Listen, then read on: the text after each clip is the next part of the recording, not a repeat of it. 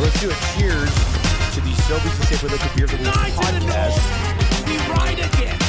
I love you guys. Careful, that cake's hot.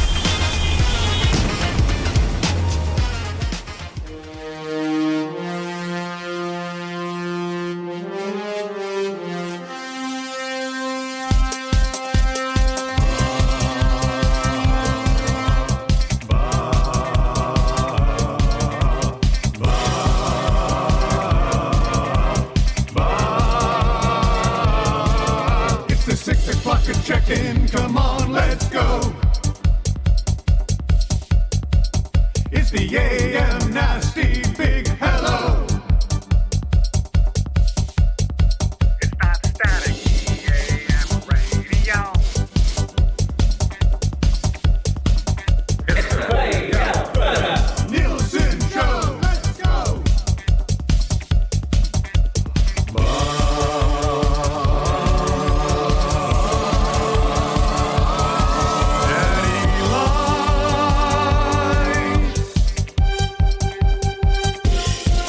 Everybody tuning in, even my wife. Mommy likes too. And those Macromala intros are cutting like a knife. Hey, it's Mitch texting in, he's your dealer for life. Let's crack at 6 o'clock and lager with some sirloin bites.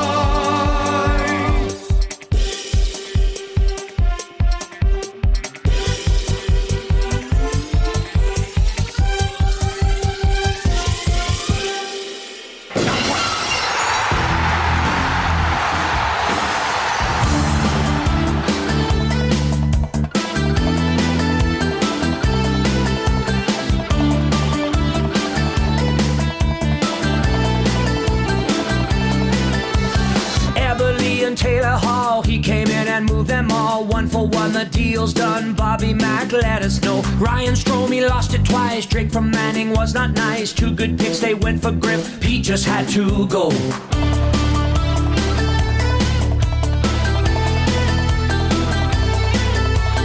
Eric Greiber buyout, what was that all about? Miko signed a 3-year deal, and my friends, that ain't no steal. Traded for Spooner, shoulda canned him sooner. Chris Russell, Lucic, no movement on their deals. Heat left a tire fire. Bobby Nix is searching for the perfect person. Pete left a tire fire. Now it's tough to do well when you're stuck in cap hell.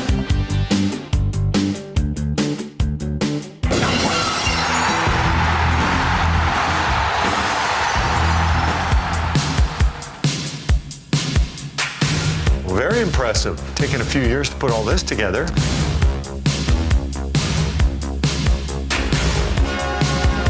It's not a one-year quest because it's so hard to get your hands on.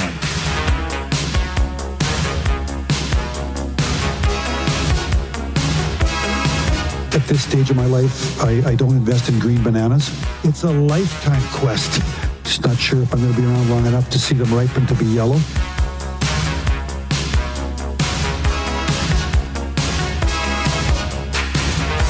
You can't party enough when you win that thing. It's a party machine. Party machine. Girl, I can't understand it. Why you wanna hurt me? That's why it's the Stanley Cup. After all of the things I've done for you. It's hard. It's hard. I buy you champagne and roses, put diamonds on your finger. Still you hang out all night. What am I to do? My girl wants to party all the time, party all the time, party all the time. 6:07 on a Monday morn. What's going on? Look, we're on a high shot. We were way up high. Yes, it's moving day. It's moving day at Edmonton Sports Talk. Happy moving day to you, Eric. Yes, and as the email received, and same to you, but there's a lot to do. From Matthew Iwanek last night at around, what was it, 12:30, it is moving day, period. Yeah. Yes, so we are in it. We're on it. Laid it out. We're all over it. I replied last night, said, just to know I got some of this stuff done. I replied saying, today? I thought it was Monday. For quick glance, my paint job doesn't look too bad from my angle now. But if you dim the lighting, like when people come in again, just don't turn the lights. Don't turn the lights on. It's fine. Just take a look. Yeah. So we had a bunch of adhesives holding up our soundproofing. I do not want to see another adhesive for the rest of my life. How'd those come off? I'm still my skin is still peeled off from my thumbs. Must have peeled off 500 of those. But you get the old hair dryer going, and it was actually peeled off a lot of the wall. But it looks like a lot of it's been filled, and then I'll sand it down. I painted this corner last night, and then I painted the back gauger office there and part of the hangout. And then I did a couple test spots where I put heavier paint on just to see. And it actually covered it up pretty good on the heavier stuff. So I guess we're just going to have to, heap on copious amounts of white paint today. We moved in here. Furnace didn't work properly. There were stains on the carpet. Oh, yeah. We actually put in a numerical lock pad on the door. We've done a lot. We've improved this place. I think there's a trade-off here where we can kind of leave with a few things, askew. I don't know. I've never done the move as a business. Like, what are the odds we get back our full damage deposit? Oh, Maddie is less than confident. See, but this is the thing. If we're not going to get it back, why are we doing all this work? That's what I'm saying, too. I don't. You pay to play. And if you I guess we're about to find out. Who was the funny guy over? VR Montenegro says, I hope we get internet cutting out one more time. You know what? There's a pretty good chance that happens because we are in mid move internet situation as well, where we are streaming off our backup, but one of the other ones is still working. I don't know. I don't know what's happening with the internet. Strap in, baby. Should be a fun ride. It could be a wild ride today. It could be a wild ride, or it could go really smoothly. It's more than likely it will. Play Alberta has wild ride at minus 200 as a favorite. So I went camping, and I've come home with a sore throat. You're alive, but camping was a good time. We were down in Drumheller Friday, Saturday night. Did you have to break up the bear spray? No bears, lots of mosquitoes. Well, actually, you know what? Mosquitoes. Not to the point that I was noticing them, but my legs have just been eaten alive. Ravaged. They've got really quiet and sneaky mosquitoes down in southern Alberta. Yeah. Not the best, not the worst. Where is that kid? Where is that guy? Where is he? I was expecting to, try it. I was going to say, it's okay, not the best, not the worst. But it is surprisingly good. That's me at camping. Yeah. It was. I felt useless, though.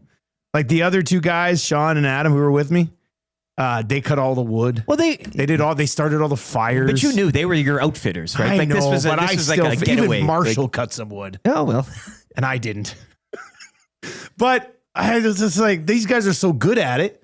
What do you want, me fumbling and bumbling around, chopping somebody's limb off? Well, somebody had to cut up the watermelon. I'm sure that was your... I didn't do that either. They also cooked for everything. I felt so useless. You just sat there and got drunk. I know those guys listen to the show, so boys, I am very sorry. I mean, I was useless. It's you weird. Must have done something. No, I didn't do anything. I swear to God. That's okay. It's a nice, relaxing. What kind of tent was that? Is that your tent? No, that's a bubble tent. It's set up for us when we get there. And it was way bigger than I thought. We had like two, not queen beds. What's the size below a queen? Like a double? A prince. Double. Two double beds in that bad boy. And the middle was like over 8 feet high. Yeah. So it was, in fact, I'd say it was bigger than this office. Never seen anything like that. Yeah, it was pretty cool. It was cool. A door? Did it have a deadbolt on it? Yeah, I could lock it. I could lock this tent. It was something else. But yeah, I was sitting there watching these guys do everything, and I'd be like, hey, anything? At least you asked. Anything I can help with? And like, no, we got it. And I was like, okay. Can I take that axe? Guess No, I'll stay just away from it. sit here and drink 5-day-old sluice juice. That's okay. Yeah, did you get through the cooler? Did not get through the cooler, but it was my morning drink. Yeah, it's a good way. Put back a few in the morning. Sure. So that was nice. Did you find any dinosaur bones? Like Will and I were talking. Nothing. Full Alan Grant. The short khaki shorts, the hat. I just kept going around with a raptor claw and going up to little kids and being like 6 foot turkey across your belly. Not one of them said 6 foot turkey. You're waiting for it. Unbelievable. One of the highlights of the trip, Marshall, we're getting a picture in front of a dinosaur and he's got his hand in the arm. And I didn't even lay it up for him. He just looked at me and he starts just this round little face and he starts laughing. He goes, "Hey, Daddy, I'm bit." And I was just like, "My son." And so we're walking around, we're leaving yesterday. He goes, "Daddy, you know what my highlight of the trip was?" I said, "What?" He goes, "When I said I'm bit and you said my son." I was just like, "God damn it, that's my boy." That's a good one. It was good. Like we went to there's a big dinosaur there in Drumheller, and then a little water park and stuff. And it was a pretty good time. It was a good time. I would if they want to make it an annual thing, I would make it an annual thing. Sure. And I would also say I would do one more night. Okay. But only in a bubble tent. And maybe one more or activity. A cabin. Maybe another. The tough part with going to the dinosaur museum is it really doesn't ever get updated. I think everything you know is already there. It's one of those things that you see it and then you kind of, That being said, I still bought into it pretty good yesterday. Like I was reading all the things, seeing how the land moved around the earth at various times. You lose yourself in that. It was good. Trev, welcome back, Trev. Yeah. Welcome back from vacation, buddy. Thanks, boys. Yeah. Thank you. How was your vacation?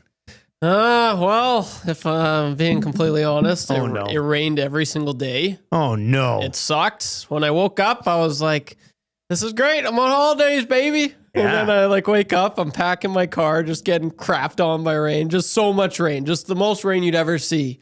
And I'm like, okay, well, this is annoying, but I'm sure once I make my destination, it's going to be fine. And it rains the whole 3 hours, and then I get there, and it's still raining. So that sucked, and then we had a party later in the night. The party started outside, stopped raining, but guess what? We took it inside, cuz. Rain. It was raining. Was it raining? It was rain. It was raining. So then I make my way to Pincher, the whole drive. Guess what? Still raining. I was talking to my buddies. I'm like, okay, well, unfortunately, we're having a whole backpacking trip. We're just going to go hiking. Were you going to show your butt? Yeah, we were going to. We were going to run it back a few years. God, that would have been great. Unfortunately, we had to have a rain check because it was raining. All the streams were just, I haven't it's been a long time I've seen the streams, like Crow's Nest River, Pincher, and all that. Old man, this high at this time of the year because just so much rain, the last 2 weeks. So it was ridiculous. So I go fishing at Bovey. It was fine, but I was getting rained on the whole time. So I'm wet. I'm mad. Did you catch any fish? I did, but good. I'm cold, I couldn't enjoy a cigar. I had a nice cigar that I had out. No. I was just getting rained on. So then I make my way to go see Grandma. So I got the rain check on the backpacking trip. We're going in August on my next holidays, which will be fun. And hopefully the weather's better there.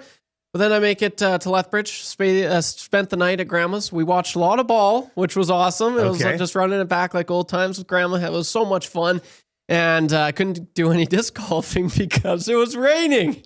And it's hard to grab that disc when it's wet. Especially in Lethbridge. The disc golf scene. Yeah. So that sucked. I make my way back home, rained the whole time. But luckily, this Saturday, I was able to go golf. Oh, I saw you golf. I was golfing, and guess what? It was still raining. It's still raining. It was raining the whole time. I was raining. I still had God. So, you know what? It was fun. Sounds like a horrible vacation. Yeah. It was, well, you did tell me before the show, he mentioned the Bright at Point. He dined out on some Asian cuisine. I did have some Asian cuisine. Yes. Some very good sweet and sour pork was, I think, the... it was very good. Chicken fried rice. Yeah. Oh my gosh, yeah. It was the tops, wasn't it, Trev? It was the tops. It Yeah. was the absolute best. Yeah, shout out to Chinese food in Pincher Creek there. So it was good. Right, that's good. I like that. But all in all, it was. I'm looking forward to my next holidays. That's for sure.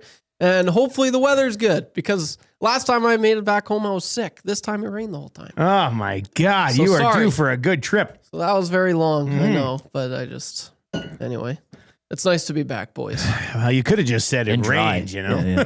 I know, but I wanted to be serious. It rained every day, every second, and it sucked. Savage the Plumber over in the chat today says, thanks to VR Anthony Box Pounder for joining Renee and I on our little party. It was a pleasure having a few of the nasties in attendance. VR gets the award for greatest card I've ever seen. Oh my God, a conch. The hell is this? It sounds like a little an engagement party. Yeah, is that what it is? You love to see it, don't you? You absolutely love to see it. Wheels says, I saw Reed at the Taste of Edmonton on Saturday. It was awesome. I'm sure Reed would echo that sentiment. You know what? Reed actually texted me over the weekend and said, you'll never believe who I just bumped into. Gave me one guess and I got it. And he was so pumped. That's good to see. Yeah. How was your weekend, man? It was great. What did you do? You take it easy? I mean, I had 2 days off of work. Yeah. And now I'm back and ready to move. That sounds good. Yeah. It's great stuff. No, I mean, it was a pretty entertaining weekend in the Canadian football. It was. Yeah. We're going to dive get into to that. Yeah. I do like next week is a Saturday double stack. I do prefer the one game Thursday, Friday, Saturday, Sunday. That's how it should be. During the summer, I like the Thursday to Sunday. The full weekend. So there's so many other problems to fix with the league, though. We have to focus on that. Don't even get me.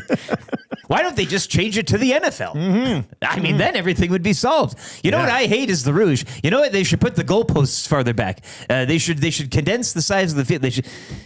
They should give every player a wooden stick and then maybe substitute the ball out with a puck.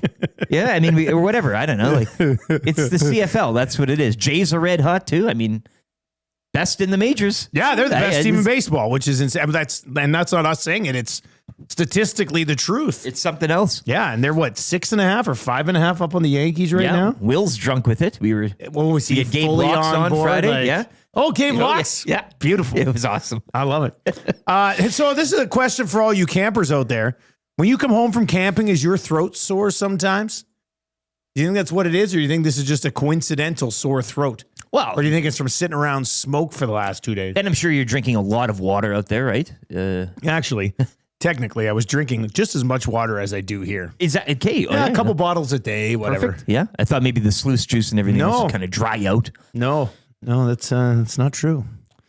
Anyway, I don't know if campers. Let me know if you're around a campfire for a couple days. I never remember having a sore throat after camping. Sorry, Trav. I was just trying to look. I know. I'm sorry too. I'm worried now. That's okay. I got this throat coat tea up in me. Okay, that'll do good. Hopefully it'll do the trick for me. You can text us anytime. That'll get you into the old Paris Jewelers inbox.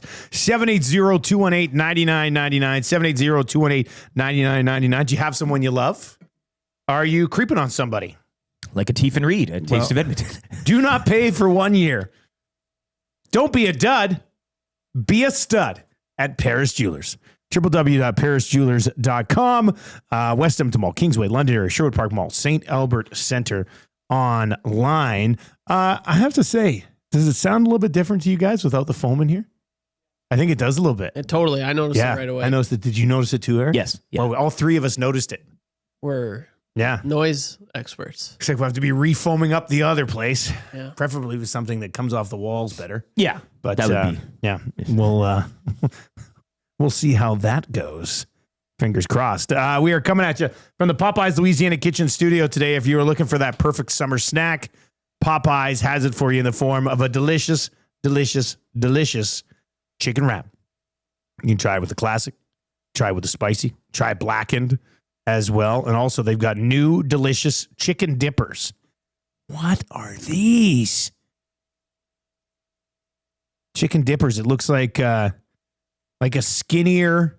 This looks like if a tendy and a nugget had a baby, it would be this chicken dipper. Oh, yeah. You see that? Kind of like a fry. Is that a good description? Yeah, yeah. Yeah, it's like an ugly fry. Yeah. I'm going to have to try those. The new delicious chicken dippers available at all Popeyes locations. Probably go good with moving, eh? Like it'd be a nice little moving treat maybe later on. Doesn't get too full. Later on today. So as we move, quick heads up here, Edmonton Sports Talk from 11 o'clock today when Lock Shop begins until 6 o'clock when the Reed Wilkins Show ends, we'll be live at Westgate Boston Pizza with Curtis and Tony, unless Tony's on vacation. Who knows? Anyway, we will be live at Boston Pizza from 11 until 6 today. So if you want to pop by for lunch, feel free to slide on by. It should be a fun time setting up there. And then as the shows end, pop back to the office, see how it's looking. We're gonna have a lot of cleanup to do at this place tonight. So it's gonna be a long day here at Edmonton Sports Talk. Edmonton Sports Talk, by the way, is presented to you by our partners over at Play Alberta. We will have a reload on our bonus code coming up at the beginning of August. We'll make sure to pass that along. If you haven't used it yet, it is EST Sports. Deposit $20, use the code EST Sports.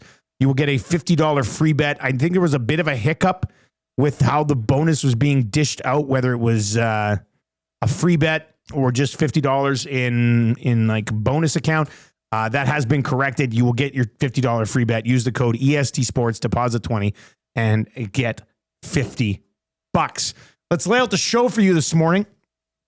This is going to be, I think it's going to be a fun one, actually. Lots of CFL to discuss, and we're going to dive into that ourselves here. Morning announcements coming up. Then we'll have off-season. What off-season? What off-season? And we determined this last week, Trev. I don't know if you're excited about this or not, but we are doing a 16-person whipping boy bracket. 4 defensemen, 4 forwards, 4 goalies, 4 coaches / management. Who is the most criticized individual in Oilers history? Yeah, I was tuning in. Like I did hear about it. I'm very intrigued. I wish I was here. I had a lot to say. The whipping boy about all those. That's good. So are the 4 forwards? Are they finalized? No. We'll get to that on a later day. Probably tomorrow. Okay. Maybe on Oil Stream today, actually. So we're doing defense. We're just gonna find out who the 4th D-man is gonna be. Pody, Schultz, and Nurse are already locked in. At 6:30, we will throw up a poll on YouTube and on Twitter. We will throw up a poll.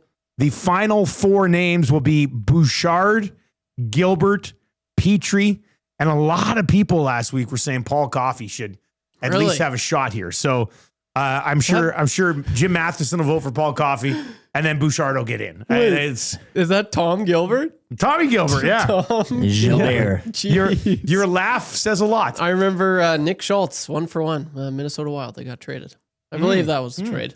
I was in grade 8. I think that was a trade. Yeah. I was like, oh, this guy's going to be great. Everybody was excited, right? I'm like, the Oilers are trading? What? So Bouchard, Gilbert, Petrie, and Coffey. One of those 4 will join Pody, Schultz, and Nurse in the blue line region of the Oilers whipping boy bracket. Nice. We'll see. We'll see how that comes together. We'll go there around 6:30. Good, bad, and ugly from the weekend for the 780.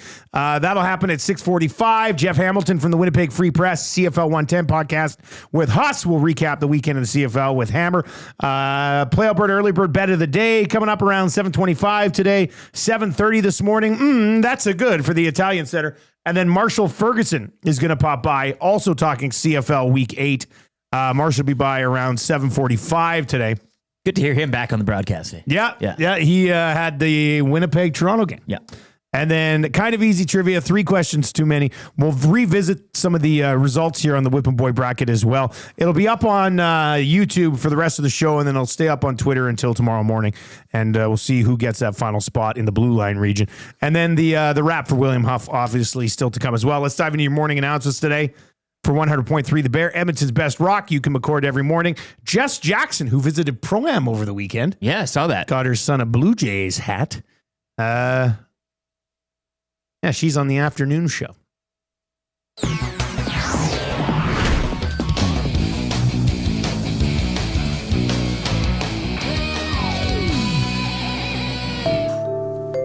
All right, lots to get to from the Canadian Football League over the weekend, including your Edmonton Elks coming up just short again.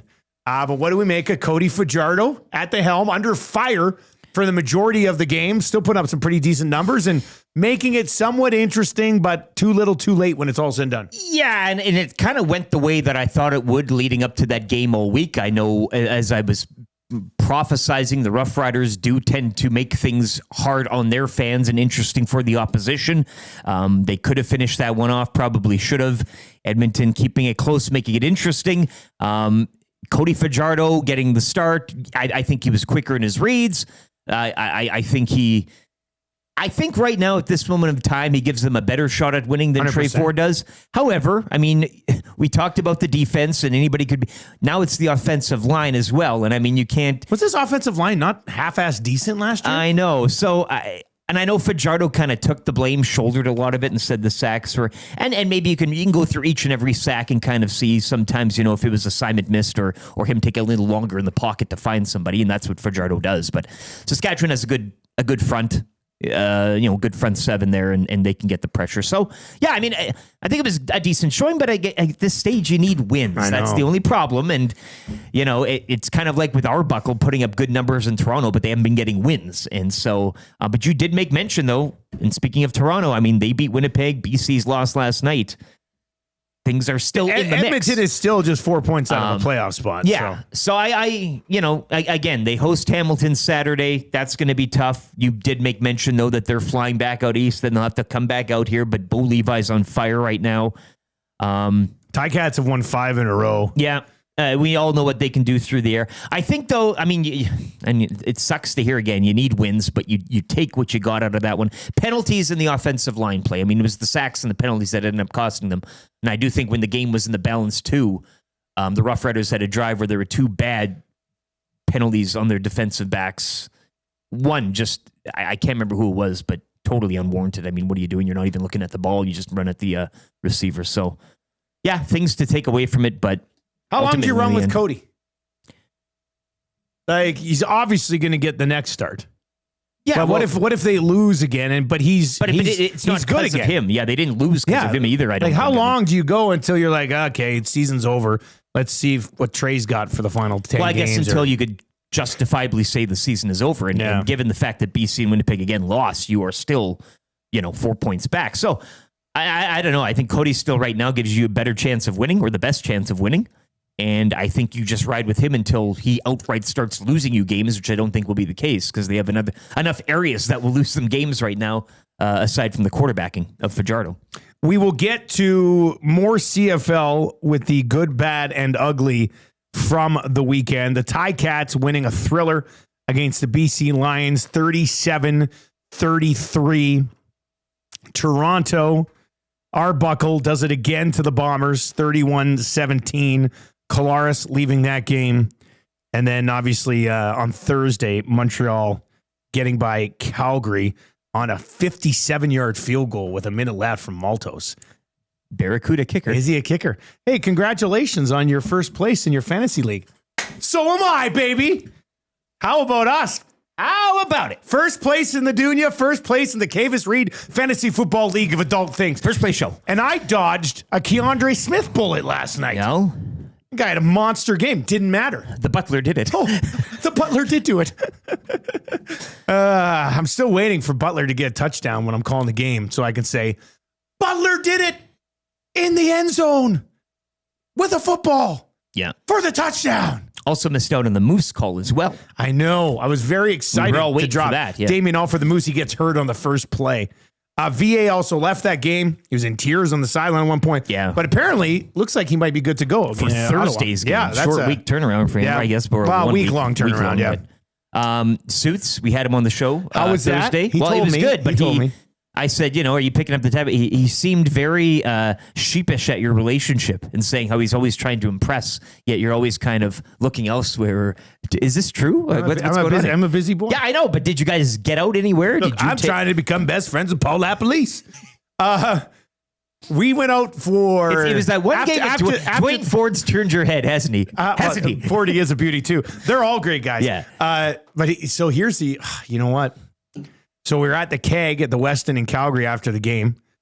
And I usually eat breakfast on game day, and then I don't eat again until after the game. So I'm usually starving after the game. So I was hungry. We're all having a little bit of a meal. Me, Suits, Chantel, and then Moisty, our stats guy. And got into a huge LeBron MJ debate with the other two. Not Suits, he knows. Not that he agrees with me, but he knows to not get into it. Oh, okay. Because he's a good friend. Anyway, so he was having a glass of wine. I was having some spiced rums. And then the lady came around for last call. I snagged one more. He wasn't paying attention. And then the other two people left. And he's like, hey, what about one more, Dusty? I was like, I'm in. Let's do it. But then she's like, sorry, guys, it's already been last call. Oh. So but what I'm saying here is he wanted to have another beverage with me pretty much after closing. Did you share a slice of Billy Miner pie? No. Maybe next time. Hey, what do you call that thing where you close it over the grill? The bush pie maker. The bush pie. Were you using them? Yeah, so Sean, one of the guys brought brand new one. He goes, you guys were talking about the show, let's do it. Yeah. So then he made a sandwich in it. Isn't it great? Well, except, I don't know, It was a bit of a mess for him, but after he ate it, he goes, "You know what? It actually was pretty good. It was worth it." They can be sloppy, but took a while. It's like a cast iron. Sort of. It was a little butter in there. A neat invention. Yeah, you can put anything in. And he didn't put butter in, so it was sticky. Oh, see, that's Well, you know what? As he was putting a sandwich in there, I'm a big grilled cheese guy. I'm looking at it. I was like, the wheels should I are tell turning. him to put some butter on this? But I couldn't because I was useless camping guy. So I was overstepping my bounds. You had there. to bite your tongue. Yeah, I was like, God, it's gonna stick. And then I saw him fighting the stick for like half an hour. I was like, dude, I should have just said something, but I didn't want to overstep my camping bounds. That was a tough one. All right, good, bad, ugly coming up. Jeff Hamilton, Marshall Ferguson on CFL in hour number 2. On the way next, we launched the Oilers Whipping Boy bracket. One spot remains open in this defense. It'll officially begin in August, but we got a couple spots to fill. So we're going to launch some polls, and we're going to figure out who gets that spot. You can chime in on this, 780-218-9999, 780-218-9999. Look at this. Justin of Balgoni is offering me Philpott for Greg Bell, straight up. We doing trade polls right now? It's CFL fantasy, man. This is what it's all about. Philpott for Greg Bell, straight up. Here's the thing. You've got Bell? I've got Bell. Okay. But he's my backup to Butler. But with Philpott being a Canadian receiver, but I got McInnes and Emilus as Canadian receivers. You're flush there, yeah. I think. Hey, Justin of Balgoni. How about no? Is this the Montreal Philpott? No, the Calgary Philpott. Mind you, with Alfred out. Hey, how about maybe? How about let me think about it? All right, off-season, what off-season's on the way. Let's get to a sports update right now with LT.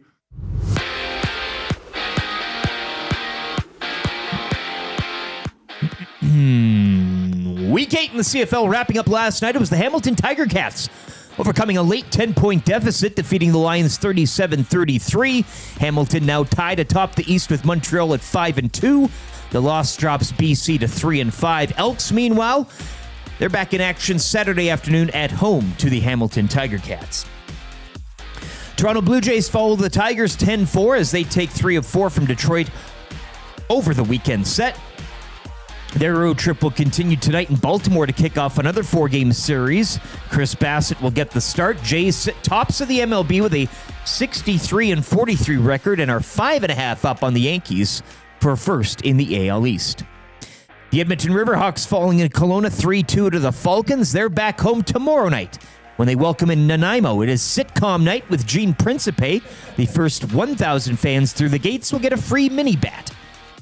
And Kirk Kitayama finished 23 under for a one-stroke victory at the 3M Open. Canadian Adam Svensson, he finished in a tie for 14th at 16 under par. Off-season, what off-season? Coming up next as Hour 1 of the Nielson Show continues here on Edmonton Sports Talk, presented by Play Alberta.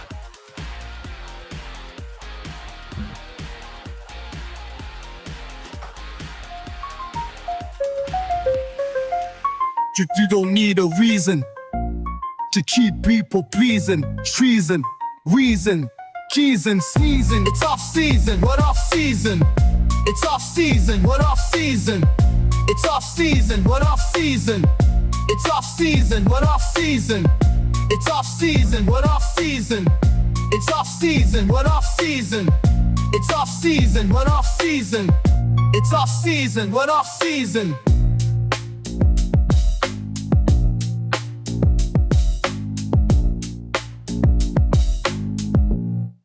It's off season. What off season? What off season? Right? Am I right? That's it's off season. What off season? Will was doing it, hey?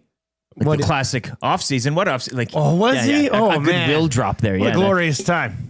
And I got back last night, like at 5. I leave Wednesday morning early to fly to Ottawa. So I'm only in 2 days this week. And you say, what, you get a dose of Tommy Gazzola in the morning? That's rumor has Whoa. it. Rumor has it. Whoa, early Tommy alert, straight from Kelly's to the morning show. Yeah, it'll be. Yeah. That'll be a good time. Oh, it'll be a great time. Yeah, I look forward. I haven't done a morning with him in a while, actually. Oh, there you go. All right, 780-218-9999. That'll get you into the old Paris Jewelers inbox. Call in the Amishman text and it says, hey guys, do we think Maddie will give Trev a rain check on his vacation? Listen, Maddie, it was really rainy. I guess that's where rain check comes from, eh? Yeah. I was thinking about that. I was like, hey guys, we're going to have a literal rain check on our little hike. That's got to be where it comes from. I think so. And it makes sense. Let's check out the origin Because it's raining, right? of the rain check. Yeah, I mean, they're probably like, I'd in be the stunned if 1800s, it's something like, else. "Yeah, what do you think we should call this? See? Oh, yeah. Probably a rain check. The term rain check originated in the late 19th century American baseball, specifically when games were postponed or canceled due to rain. Spectators holding tickets to these canceled games were often given a rain check, which was a voucher or stub from their original ticket that allowed them to attend a future game without needing to purchase a new ticket. Well, there you go. How about that? That's what I learned today. How about that? Yeah. It's off by a century, but I got it. Yeah, it was close. That was good stuff. All right. So the poll has been posted on Twitter. Trev, throw this up on YouTube as well. Okay. We are going to be asking who joins Pody, Nurse, and Schultz in the Blue Line region as we look for the most criticized Oiler ever. Already in, Tom Pody might be a front runner in this entire thing. And yes, I guess once we hit August, I will come up with a song for the Whipping Boy bracket. Tom Pody, Justin Schultz, Darnell Nurse, locked and loaded. They need a fourth. Is it Tom Gilbert? Is it Evan Bouchard? Is it Jeff Petrie? Or for all the old heads out there, is it Paul Coffey? The old heads. Hey? Yeah. All right, so you'll be able to vote on YouTube. And of course, you'll be able to vote on my Twitter. Vote wisely. YouTube will stay open till the end of the show. And then Twitter will stay open until tomorrow morning. But if it gets to be a runaway, we'll declare a champion on the oil stream today. I wonder if people vote with their hearts or their heads, right? There's emotion in this, but there's also like, let's crunch the numbers. Like, see who's justifiably a whipping boy as opposed to just who you hate the most. I'm interested to see who gets this final spot. I don't think it matters. Like, I think whoever comes out of this, well, if it is Boosh, I could see him being a little bit more than a sacrificial lamb in a first round matchup. Yes. Yes, absolutely. I think Nurse will have something to say when it gets to the four. Yeah, do you think Nurse might come out of this region? Well, unfortunately, it's the deal, right? And that's why I think if Nurse does, Shirelli also there's a package deal there, but I mean, when you talk about whipping boy in this market, he's had his. I mean, it's been a big one. Yeah. So if you're listening on TuneIn or iHeart or at EdmontonSportsTalk.com, pop over to my Twitter feed, which is still the same as forever, Nielson TSN 1260. I haven't figured out how to, I don't know what I'm going to change it to. So it stays Nielson new building. Yeah, 1260. I don't know. It's still 1260 in there.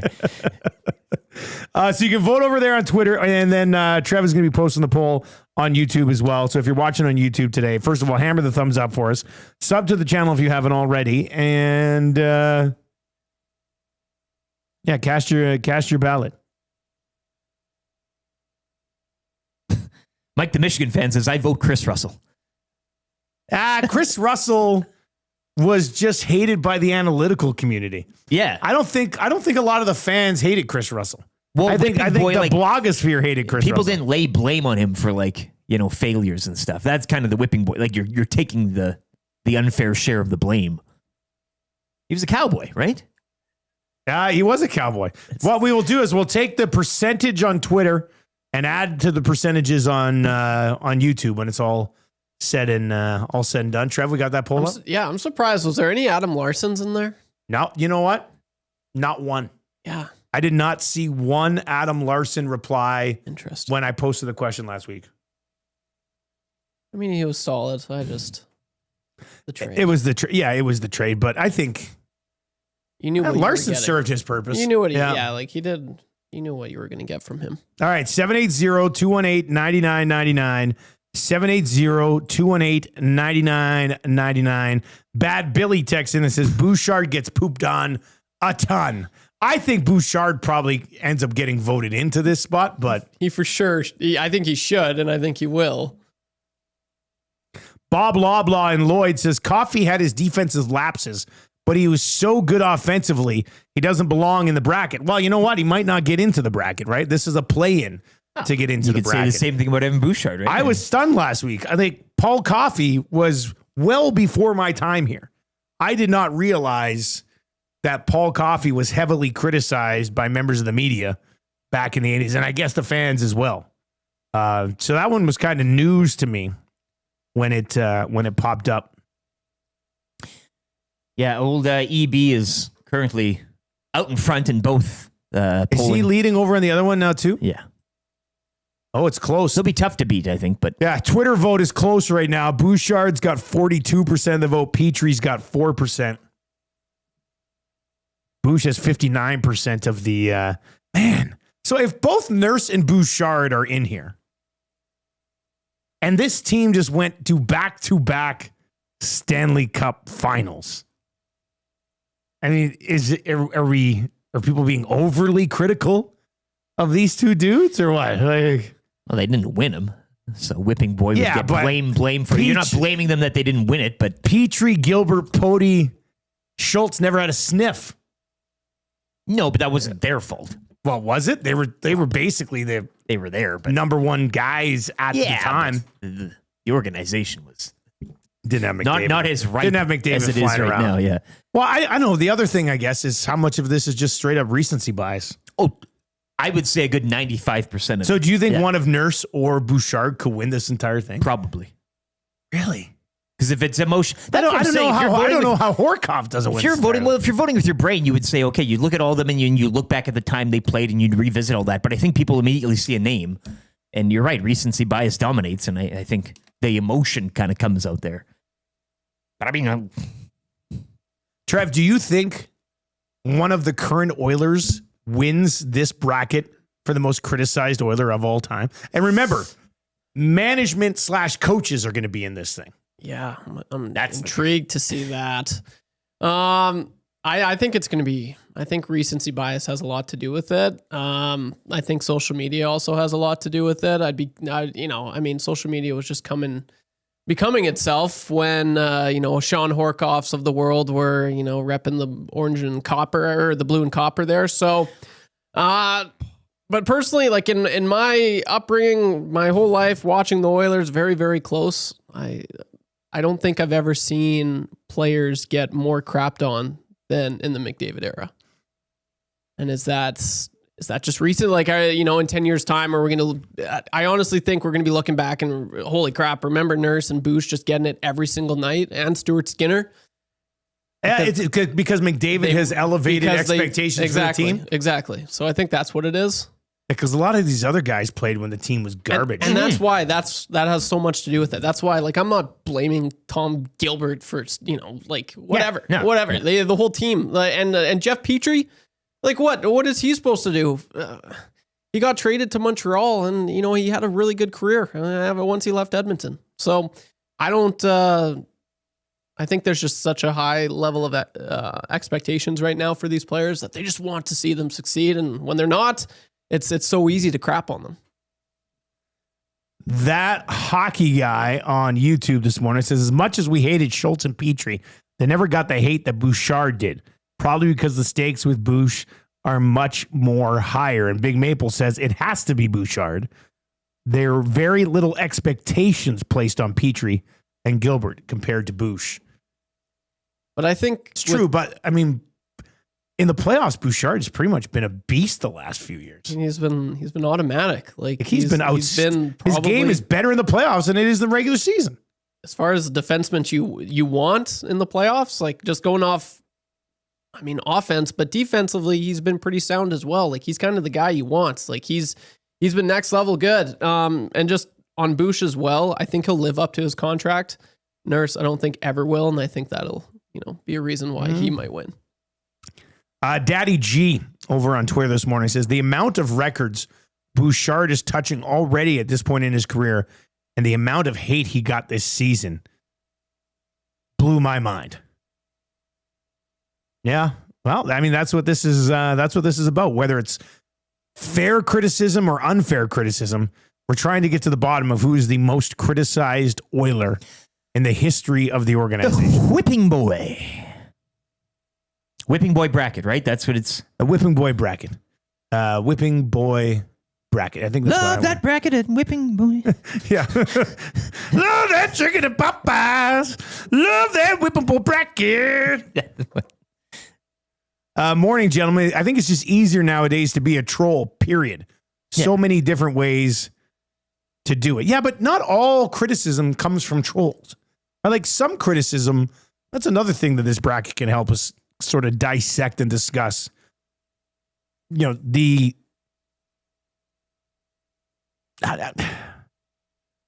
you can become a whipping boy, but also be fairly criticized, I think. I think a lot of people think the justification or the definition of whipping boy would be somebody who just, no matter what happens, he gets torched for it, right? Like even if he plays well. Yeah.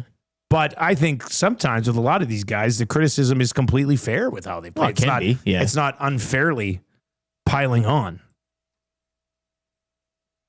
Friedel is in and says, recency bias will play a part, but Kevin Lowe will not lose a single head-to-head vote. Book it now. Guys, a current Oiler will win because there's way more social media now. Yeah. Deck says, ripping prime Paul coffee. So this is why we've never been able to have nice things. Yeah, I was not aware of this. This was something that was brought to my attention when I threw out the tweet last week on who was the most criticized Oiler. The number of coffee replies blew my mind. I had no idea that he was the guy that everybody picked on. Yep. When he was flying up the ice and maybe leaving some defensive responsibilities behind. Sounds familiar, eh? Well, maybe it does. Maybe it does. If you're watching over on YouTube today, you can cast your ballot over there. Right now, Bouchard with 60% of the vote. On Twitter, Bouchard with 48% of the vote. But a long way to go over on Twitter. Jeff Petrie holding strong at 36%. Gilbert and Coffey both under 10%. So that is a that is a 2-horse race over on my Twitter account at Nielson TSN 1260 right now. Library Pat says, if the question is biggest whipping boy, Bouchard has to be the fourth name in that region. It's not that he's bad, it's the amount of vitriol elicited. Stan, the Jets fan, says, I get upset by Nurse complaining. He was bridged twice. Even your average earnings over his career versus contributions, it is truly unfair. I mean, did you guys see the clip of McDavid and Nurse practicing over the weekend? I did not. I didn't usually see don't this? track down practice clips. But Well, then neither do I, man. But sounds like you did. No, like it was the first thing I saw, and like that's why I'd be stunned if he doesn't win this. Was it the first thing you saw? Yes. Because you Googled McDavid and Nurse practice clips? No, absolutely not. Refresh. No, honestly, I know I'm not alone. A lot of nasties will be like, oh yeah, that was a tough watch, but like, Why? What happened? What happened? Well, McDavid, he goes first, and he's just doing these unbelievable moves. Like he's just so fast. His skating is just top notch. You all know it. And then Nurse follows, and on the first, what would you call it? I guess little pylon he was supposed to go around with sticks. He fumbled the ball, or he fumbled the puck, and then he kind of like almost fell, and then he was just it looked pretty bad. Who posts that? And people were like, "Wow, like look at this guy. He's getting 9 points." And I'm just like, I feel bad. Like he's just getting watched like every second. And they're like, it's not a good look. It really isn't. But first of all, you're following up the most talented hockey player in the history of the planet. Yeah, you're gonna be like, oh crap. From that perspective, from a drill like that, yeah, nobody's ever done it better than McDavid. No, so it's gonna be a tough look. His Power Edge Pro or whatever he was practicing that made him so good with his hands and skating. It was those drills that he's done his whole life with. He's done that since early years of hockey, and now Nurse is okay. Here you go, Nurse. Follow up, the best to ever do it, and he just not a good look. But he was just getting torched. It's like people were just quoting it like, "Oh, guys, look at this." Oh yeah, so I feel bad. So that's why I'm like, man, he's gonna win this. You think he wins the entire thing? Yes. All right. Well, we'll find out once we get this bracket launched in August. Who will it be? Will it be Tom Gilbert or Evan Bouchard joining Schultz, Nurse, and Pody in the blue line region of the Whipping Boy bracket? Off season. What off season? What off season? Bob over on Twitter says, coffee run out of town by fans and media. I had season tickets in those days. Fans seem to pick someone every year to send down the road. So I guess you chalk up a vote there for Paul Coffey. All right, let's get into our good, bad, and ugly from the weekend for the 780. There's an outside chance that you may still be able to find one of our 2 original shirts at 780 locations. The Can I Get a Win Ya and the EST and NWO shirt. I think it's probably unlikely that you can still find them, but what is this?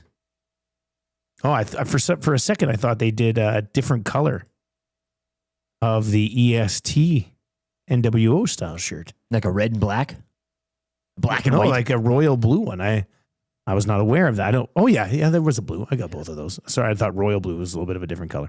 Anyway, you can check out online. Let me see. Online, it looks like they've still got some smalls, medium, larges, and XLs of the Can I Get a Win Ya?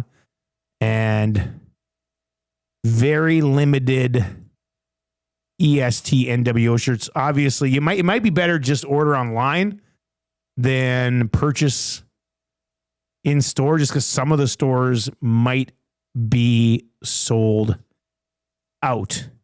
But if you want to check out a store, Premium Outlet Collection, that's the Outlet Mall down by the airport, Southgate, Londonderry, St. Albert Center, and Kingsway Mall. All right, what's your good from the weekend, buddy? The Toronto Blue Jays, falling yesterday, I get it to the Tigers, unable to complete the 4-game sweep, but they do take 3 of 4 in Detroit and currently perched not only atop the division, not only atop of the American League, but the whole of Major League Baseball right now with their 63-43 record, 5.5 up on the Yankees for the division lead as they travel to Baltimore tonight to begin a 4-game set. So gotta love that.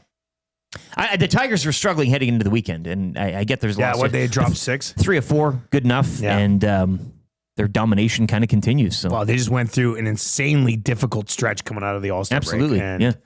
They walked through it. That was a hot knife through butter. Insane right now. Trev, what's your good from the weekend, buddy? Well, I'd hate to sound like a broken record. The Asian food. But maybe I'll just say just watching ball with grandma.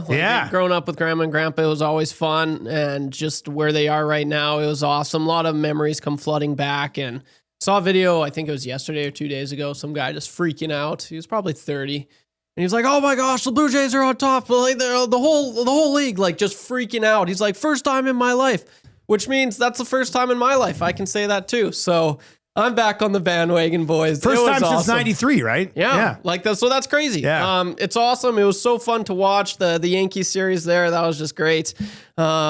Yeah, I mean, how good is it? It's extremely good. I love it. I'm back, baby. Let's go, Jays. I like that. You're back. Yeah. Andrea from Calgary says, checking in from the rooftop of a tour bus in London, England. Oh, cheerio. Yeah. We'll catch up on the podcast later. I had to sign in to give me a like. Have a great day.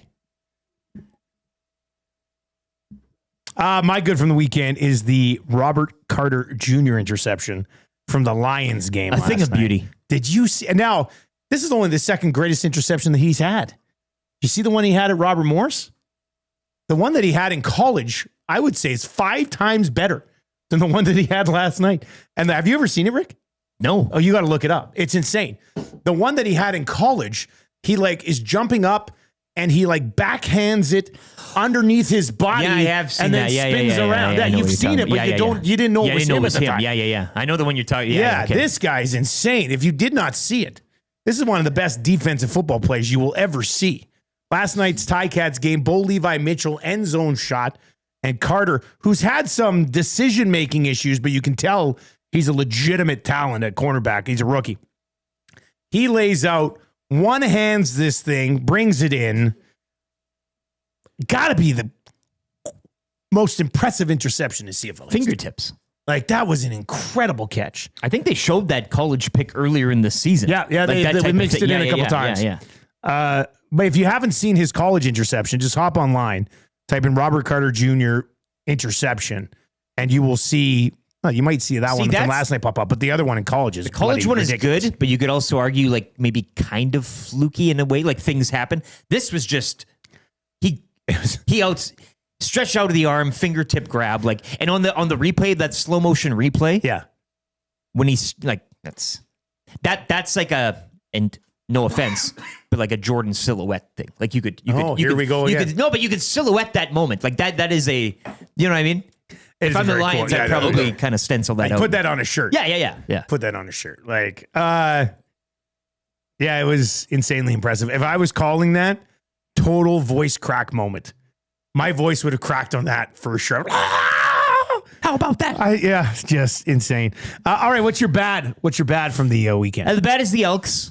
It wasn't ugly because a lot of people were, I mean, what were they, a 21-point underdog? Like, I mean, it was just the whole week. I mean, we were talking about, the Riders absolutely torching them. They kept it closer. They kept it close, and they kept it close. They kept it close early on, too. I thought, again, played good, got themselves in some penalty problems. But bad because it's another loss. So it doesn't help you out. 1-5 coming back home to host Hamilton. Bad offensive line play and bad in the penalty department. Those are the two things that kind of stood out. Trev, what's your bad from the weekend, man?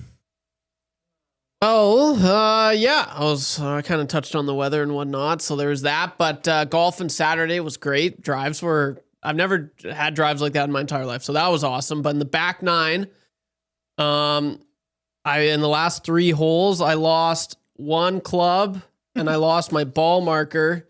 And Ferg, my best bud, who I was golfing with, he lost 2 of his clubs as well. You guys lost 3 clubs in 3 holes? Yeah, were you drinking? Yeah, we were drinking. But I still don't know what happened. It doesn't make any sense because we went back the last 3 holes. There was a lot of people golfing, so they must have got stolen, which is too bad. And we were like, hey, like, did you happen to see any clubs lying around? And they're like, nope. And we went back to we passed so many groups. It was so embarrassing. And they were all looking at us like, what are you talking about? Like, is this your first time out? Like, this is ridiculous. And so that was not good. And the ball marker that I got, Gager gave me it. Oh, and you lost that too. It was the first time I ever used it. I put it down and then I putted and then I thought I picked it up. I was walking away from the green and I was like, I don't have my ball marker. I look at the green. I couldn't see it. So I don't know where it went, but I completely lost my ball marker. Jeez. I don't know what happened. I was like, I just used it. I was like so happy because I finally was able to use it. It's the first time I ever used a ball marker in my life. So anyway, that's very bad. Yeah, you lost a lot of stuff. Check your bag though. There was a stretch for about a month where I thought I lost my driver, but I'd accidentally put my 3-wood cover on it. Oh, and I didn't look at there. And, it was my pitching wedge. I lost. Played golf for like a month without my driver. Been like, can't believe I lost it. Yeah, that's tough. Yeah. What's your bad, Dusty? My bad was, I don't know if you saw it. This might have been late last week, but it's since I was on the air last. The 100 NFL players are being fined for selling Super Bowl tickets above face value. I saw that, yeah. Can you imagine if this happened in the Canadian Football League? Broke ass league. These players need to sell their tickets. Happens in the NFL. It got like 7 replies on Yahoo when they tweeted it out. Yeah. Sean Lemon caught selling Grey Cups. Yeah. Anyway, I don't know. Like, but it's 100 NFL players selling their Super NFL Bowl tickets. kind of swept under the. Nothing to. These guys are hard up for cash. What's going on here? All right, and then the ugly. What's your ugly from the weekend? The ugly from the weekend is the Winnipeg Blue Bombers right now. You're loving it as a Riders guy. Can't hate it. Yeah. I think you got to love it as an Elks fan too. And the Elks again. They're hanging around. Yeah. The Elks are bad, not ugly, and the Bombers are ugly, not bad, due to the fact that Edmonton did keep it close. But I don't know who saw a 31-17 loss coming in. Again, not only the result, but losing Zach Caleros. I don't think Chris Drevler is a vibe. I get it. But I know they had a tough start last year too. But they did find themselves again. I don't know how much. I mean, we'll have Jeff Hamilton on, but like Zach Caleros, you can't keep. He doesn't look good, and then those headage, as I said, kind of thing, when he was with the Rough Riders, everybody was saying, call it a career, man, for your own safety. That was a while back. So now Winnipeg 3-3, and the Argonauts really having their number. Hey, like in terms of teams having numbers. I mean, the Bombers who not is being your able daddy? to beat Nick Arbuckle is something else. That's their kryptonite. So, yeah, that's the ugly for me. I think Winnipeg not only losing in Toronto 31-17, but also with Zach Collaros hurt now. Tough situation. Trev, you're ugly?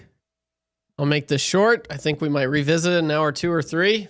Happy Gilmore, probably one of the worst movies I've ever seen in my entire life. Terrible Who would have experience. thunk, eh? Terrible experience. There's a reason you don't touch classics. They shouldn't even. Oh, we'll get into it. But that was. I was really disappointed, man. Like so disappointed. Oh, I was so looking forward to it too. Like I had it marked on my calendar. Happy Gilmore is out, and I waited. What? I mean, you guys waited longer, but I watched it first thing Friday morning because Tam and the kids were driving down from Edmonton to pick me up in Calgary. So I had like the whole morning just chilling in the hotel, and that was my whole plan. I was like, I'm going to watch Happy Gilmore too. We'll come back around to it at 7:30. okay. I have a lot to say still. You know, I've seen a lot of people say they really liked it. People really like it or they really hate it. I think I've seen more people hate it. All right, well, we'll come back around to that around 7:30 today because we definitely have to talk about it. My ugly, it does have to be the Elks offensive line. Like, come on. Cody Fajardo was pressured on 21 dropbacks. He still went 7 of 10 for 120 yards and a touchdown under extreme pressure. So I don't know. I mean, I don't know what happened to this offensive line. I remember last year the offensive line was running downhill. Well, this week they weren't running at all. No, but David Beard back as well. Kind of people were. David Beard was a big get. They were playing in spots that they're supposed to be playing. So you'd think that. I mean, the Rough Riders, as I mentioned, they have a good front. I'll say that, and I think Mace dials them up and knows when to send pressure and when not. But it's a very high number in pro football. All right. Anyway, it was ugly. We're going to get into it. Jeff Hamilton is going to be hopping on here shortly. We've got an update coming up as well. Brian over in the chat says, guys, on your poll, you should put Paul Coffey on the list. They wanted him out of town back then. Brian, he is on the list. What are we doing here, man? You goof. Come on, Brian. You are hilarious. Open your eyes, Brian. Yeah. Open your eyes. All right, let's get to an update right now. I'll have to check in with Chelsea for an update this week on the Mexico trip, but it is damn near sold out. Give Chelsea a call, Expedia Cruises, if you want to come to Mexico with us. 780-970-4834. Rick's got a little bit more on that. With the update, Jeff Hamilton, CFL 110 podcast, and of course, Winnipeg Free Press on the way.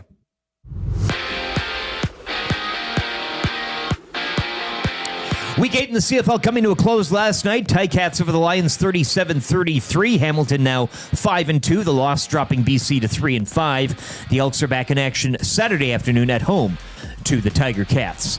Week 9 will kick off Thursday from Ottawa. The 5-2 Stampeders visiting the 1-6 Red Blacks. Toronto Blue Jays falling to the Tigers 10-4 as they would take 3 of 4 from Detroit over the weekend set. The road trip will continue tonight in Baltimore to begin a 4-game series. Chris Bassett will get the start as the Jays find themselves at MLB best 63-43, 5.5 up on the Yankees for first in the AL East. Riverhawks falling to Kelowna yesterday 3-2. They're back home tomorrow night when they host Nanaimo. It's sitcom night with Gene Principe as the first 1,000 fans through the gates will get a free mini bat. And over to golf, Kurt Kitayama finished 23 under for a one-shot victory at the 3M Open. Canadian Adam Svensson finished in a tie for 14th at 16 under par. Whether you're dreaming of crystal clear waters or exotic destinations, contact Chelsea LaBelle at Expedia Cruises in Northeast Edmonton to start planning your next cruise or vacation destination. Call 780-970-4834.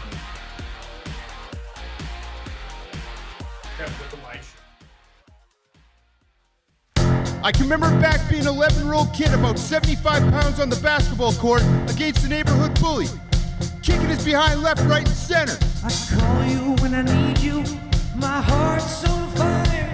When it was all said and done, he was a little upset, so he punched me in the mouth. You come to me, wild and wild. My uncles were over on the side, observing, talking amongst themselves, adult things. When you come to me, give me a... When he punched me in my mouth, I decided I'm running to my uncle. You know what he did? He pushed me back to him. I went back and he punched me in my mouth again. I ran to my uncle, looking for protection. Needed Big Brother to protect me. He pushed me back again. And you know what I did? I faced him in the eyes and I said, my uncle's not going to help me. And I punched him in the face. Then I looked him in the eye and I said, then what? Now what? Now what? Now what are you going to do? You're simply the best. Better than all the rest. Better than anyone.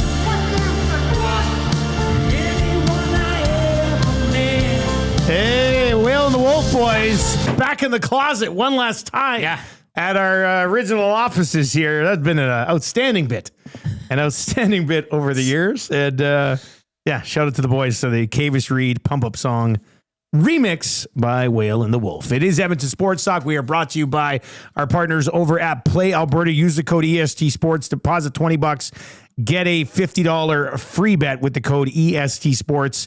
And for everybody who's already used it in July, we'll have a reload on that bad boy coming up in August. You can text us anytime in the Paris Jewelers inbox.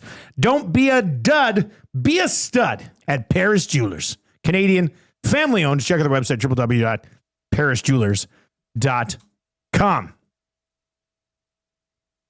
All right. Lots to get to. And, we'll come back around. Maybe we'll do for 7:30 today. We'll go, that's good, ? And then we'll discuss Happy Gilmore 2. You didn't watch it, did you? No, I'm not going to. Oh, did you like the first one? Yeah, that's why you're not watching the second one. Yeah.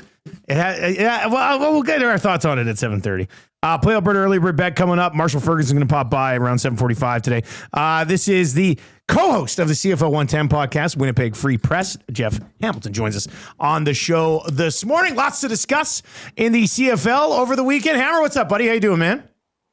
Doing well, gentlemen. It was a terrific weekend. You guys were talking about, I haven't seen Happy Gilmore 2, but I did take a trip into the past with my movie going watching this weekend. I went and checked out the reboot of I Know What You Did Last Summer after seeing it in theaters in 1997 as one of, as an 80s kid, born, was a popular movie for a date night. So after all these years, rewatched the first one, trickled over the second one. I didn't realize there was I Still Know What You Did Last Summer. There's actually a third one, but it isn't connected to the traditional series. So yeah, obviously my weekend was kick-ass, guys. Man, I did not have that on the bingo card. With all of the movies out right now, like Superman, Fantastic Four, F1, the new Happy Gilmore, you come in and drop I Know What You Did. So original cast, are there some members in this? Is it the tie-in or what?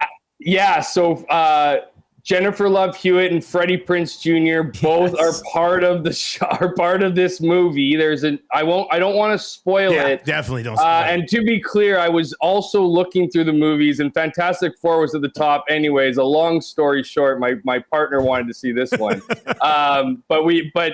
There's definitely a new twist to it, but for those truthers out there, there are two of the originals from the series, so it's got everything. It was hilarious. It was actually funny too, guys. It was, and I don't know why we're going off track here because I don't have a ton of time. But there was a couple beside us. There's now luxury these luxury entertainment, right? Yes. For movies now, theaters, they don't try people. So we have like these love seats. These people beside us, they were no older than 16 years old, had to be told to stop doing what they were doing in their own booth, complained by the other 6 people in the theater. These kids were having too much fun. It was just no shame. So it was a blast to the past of all things movie theaters back in my age. So yeah, it was a little bit of everything this weekend. Are we talking a makeout sesh? Oh, beyond, man. Like it wasn't too X-rated, but it was bordering on softcore porno to the point where these women, this group of 3 made up half of the 7 people in the entire theater for the 2:15 p.m. show, guys. This wasn't even like Friday Night Lights or Saturday Night Showdown. This was during the day. And so, yeah, it was, it bordered on softcore porn, so they needed the shoulder tap and the awkward, hey guys, this is a public movie theater situation. But anyway, we have CFL to talk about. Yeah, we do. I'll say, I don't know what the tie-in would be. I'm not a big scary movie guy, but the first one did scare the hell out of me. I was like, it creeped me out. Yeah, it creeped me out. All right. Scenes, yeah. All right. Speaking of scary, BC Lions defense last night, unable to look. And Bo's been torching most of the league here, but that defense has been getting torched. But the BC Lions have put themselves in some pretty good spots, and their defense has not allowed them to seal away some games. I don't know what you do about it at this stage of the year, but it's killing them right now, isn't it?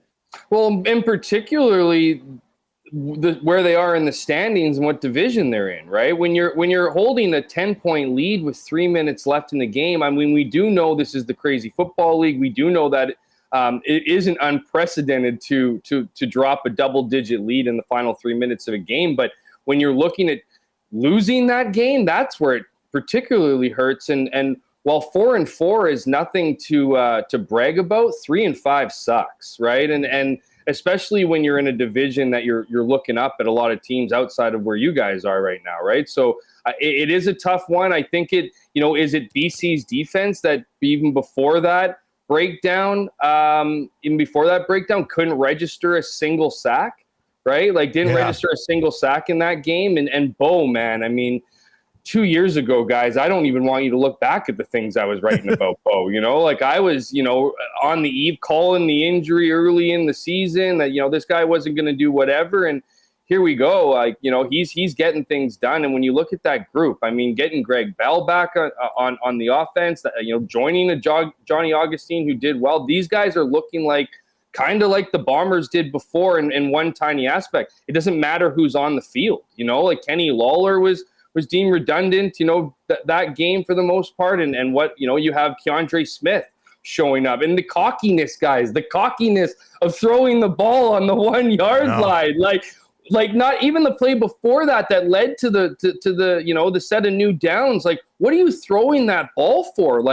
Anyways, obviously good things rolling in as bad as it is in BC right now. It's good things happening in Hamilton with 5 straight victories. Nick Arbuckle, I think, has been playing some decent ball since coming off a Grey Cup win. Yeah. And Chad Kelly, again, placed on the 6th game here. We don't know when that will kind of straighten things out. But it does seem like, he is kind of that Bombers kryptonite. He had a good game. Caleros did not hurt again. Just your thoughts on Toronto's big win as they seem to have Winnipeg's number here as of late. Yeah, Arbuckle just needs to play Winnipeg every time he's everyone's talking about either him getting released or him needing a new contract, right? I mean, this is, as you mentioned, he's had an okay season, not a great one. Obviously, Toronto's record speaks to that. And people have been kind of talking about where's the magic from the Grey Cup game. Well, sure enough, in comes the Winnipeg Blue Bombers, the team he torched in that championship game, and he's looking like a leading runner of the MOP race, but obviously Arbuckle needed that game. Toronto needed that game. And whether you want to say Arbuckle's got the number of the Winnipeg Blue Bombers or if it's Ryan Dinwiddie, who I've been saying forever, is just up there, if not the best coach, one of the best coaches in this league. And, he's hitting desperation mode right now in the East. You got teams that he's looking up at. There's looking like a potential crossover from the West early on. You can't really be screwing around anymore. And at 1-5, especially after last week's loss, tough pill to swallow in that game where they dropped at the end. They need to get things done. So, over on the Winnipeg side, guys, it's just not rolling, right? I mean, Zach Collaros kind of looks like the bad parts of Zach Collaros last season, after a pretty strong start, right? That's the funny thing about this league. This team comes out, beats the bricks off the BC Lions back-to-back, and they're all of a sudden, this is the team that's growing from that another Grey Cup loss in 2024. And here we are. I think this team's in a lot of trouble. Some things I think are a bit self-inflicted, to be honest with you. Yeah, they're dealing with injuries. It's going to suck to figure out what the deal is with Zach Collaros here. It is an interesting one. This is a neck injury, right, guys? A lot of us thought maybe it was concussion issues. I don't know. Maybe they're revisiting that conversation, or maybe he just re-aggravated the neck injury here. But Chris Streveler is just clearly not the week 2 Chris Streveler that everybody was marveling over, and has instead kind of come back to life here. So the self-inflicted comment I referred to was some of the roster decisions here, guys. Don't want to dwell on it too much, but Dylan Mitchell and Jonathan Jones, the two guys they picked up in the offseason, haven't been able to get off the healthy scratch island. And, while they're earning paychecks week to week, they're not contributing on the field. At what point is it going to take to get particularly Dylan Mitchell in this lineup, right? Dylan Mitchell was flown into Winnipeg over the offseason, handed a $60,000 signing bonus and what I think was a $160,000 contract, and showed up to training camp and I get it. What probably wasn't in shape, had some personal stuff he was dealing with that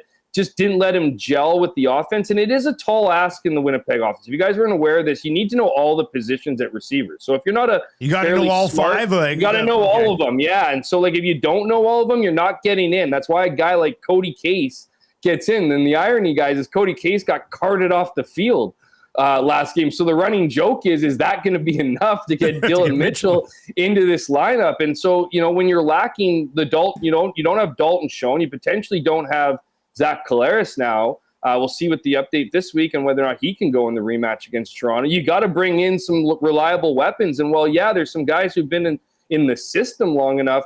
They certainly haven't shown the kind of skill set that Dylan Mitchell has, in his time in the CFL. So the Bombers are in tough slate. I do find it funny. I think the fans are having a bit of a mini meltdown right now. They've been fed just championship after championship. Obviously not winning those, but Grey Cup after Grey Cup appearance. They've gotten pretty fat. I think some of this is the frustration is seeping in, and it's a bit different than last year's 0-4 start because now teams are really now the clubs are really starting to find their consistency, and Winnipeg should be trending upwards, and they're trending back.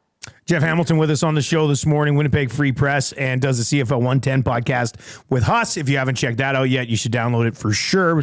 Probably the best weekly CFL content that you're going to find. Got to get your thoughts on Cody Fajardo running for his life for most of the game, managed to make things somewhat interesting. I mean, for sure you give him the ball back here with Hamilton coming to town this week. But how long do you ride with Cody if it's not leading to victories before you go, well, we got to see what Trey is for the rest of the season because it's over? Like, how would you handle this quarterback situation? I'd hold on to Cody for now. I mean, he breathes life into you, and I think when you look at that game, you can't look at Cody's play and go, this is what screwed you over. Yeah, he was maybe the biggest bright spot. Absolutely, and as you mentioned, was running for his life. Finished with 8 sacks against? Yeah, 21 pressures, man. 21. Yeah, pressures. 21 pressures, and on top of that, it was so symbolic of the game that he got sacked on the final 2 plays. Right? It was just that's how this game should have ended, but he did give them a chance there, right? I mean, he made the game respectable. He had the 2 touchdowns at the end. He just talk about being critical, man. I've been so critical of Cody Fajardo in the past.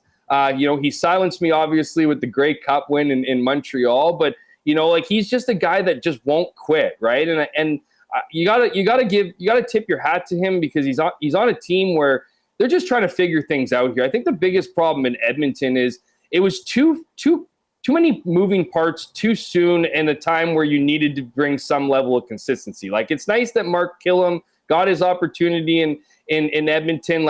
I'm starting to think Jordan Maksimic has ridden a 2022, Nathan Rourke offense into being viewed as somehow the best offensive guru in the country. I still don't think that's true. I think he's got a ton to prove himself to. And I think the biggest issue is whether they go with Cody or back to Trey Ford eventually, because that's where it's trending, guys. Cody can get you there almost. That's really nice. But, you need to get victories here. So I just think that if there's anything that's criminal over there at Edmonton when it comes to the Elks, it's just that you're trying to turn Trey Ford into a CFL pocket passer when you need to be wild with this guy. Just embrace him. Yes. Right? Just embrace him. If you're not going to embrace him, why even have him? You know what I mean? You need to go with this guy's pure athleticism. Why is that seemingly a knock against him? And I think that's where the Jordan Maksimic comments come into play, because I just don't think that he knows what to do with that much dynamism to it, honestly. He's a pocket passer guy, and he's gonna, whatever. I don't know a ton about him. All you hear about is that this guy's an offensive guru, and yet Trey Ford's just sitting on the bench now. And I'm not saying he doesn't own part of this. He certainly does. He he's challenged with those intermediate passes, I like to call them, the 10, 15, 20-yard passes. He can't seem to dial up, but that's where his legs should be filling in the gaps, in my opinion. As always, man, great catching up. You and Huss, when are you banging out? It's usually Tuesdays, isn't it? Tuesday, yeah, it's All Tuesday every Tuesday at 3 p.m. The only time it ever changes if his Huss is somewhere across the globe gambling on something or having the experience of his lifetime. So, yeah, it's every Tuesday. We chop up all the big top storylines of the week. It's a lot of fun. Get kind of animated. Do our picks at the end. I don't know about you guys, but the picks have been going well for me this year, particularly around live betting. I find the CFL to be incredibly predictable this year, it feels like, even though there's more parity than ever. But, yeah, it's been a fun year so far. But you're talking to two first-place teams here. Yeah, we're first place in our fantasy leagues. So we know a lot about the CFL, sorry too. about that disrespect. Yeah, sorry about that. Yeah, we're both 6-2 so far, so it's been a nice start to the year. Looks like we got three geniuses on the show today. This is terrific. I love it. Yeah, all right on man. it. Yeah. Okay, well, we'll catch up again soon, man. Three centermen. Yeah, awesome, guys. Appreciate it. Take care. That's Bye Jeff now. Hamilton, fresh out of the new I Know What You Did Last Summer movie. I Know What You Did Unbelievable. 2 p.m. at the theater. Yeah. God, full blown, like more than just a makeout session. In the afternoon. Jeez, in the middle of the afternoon. I like it.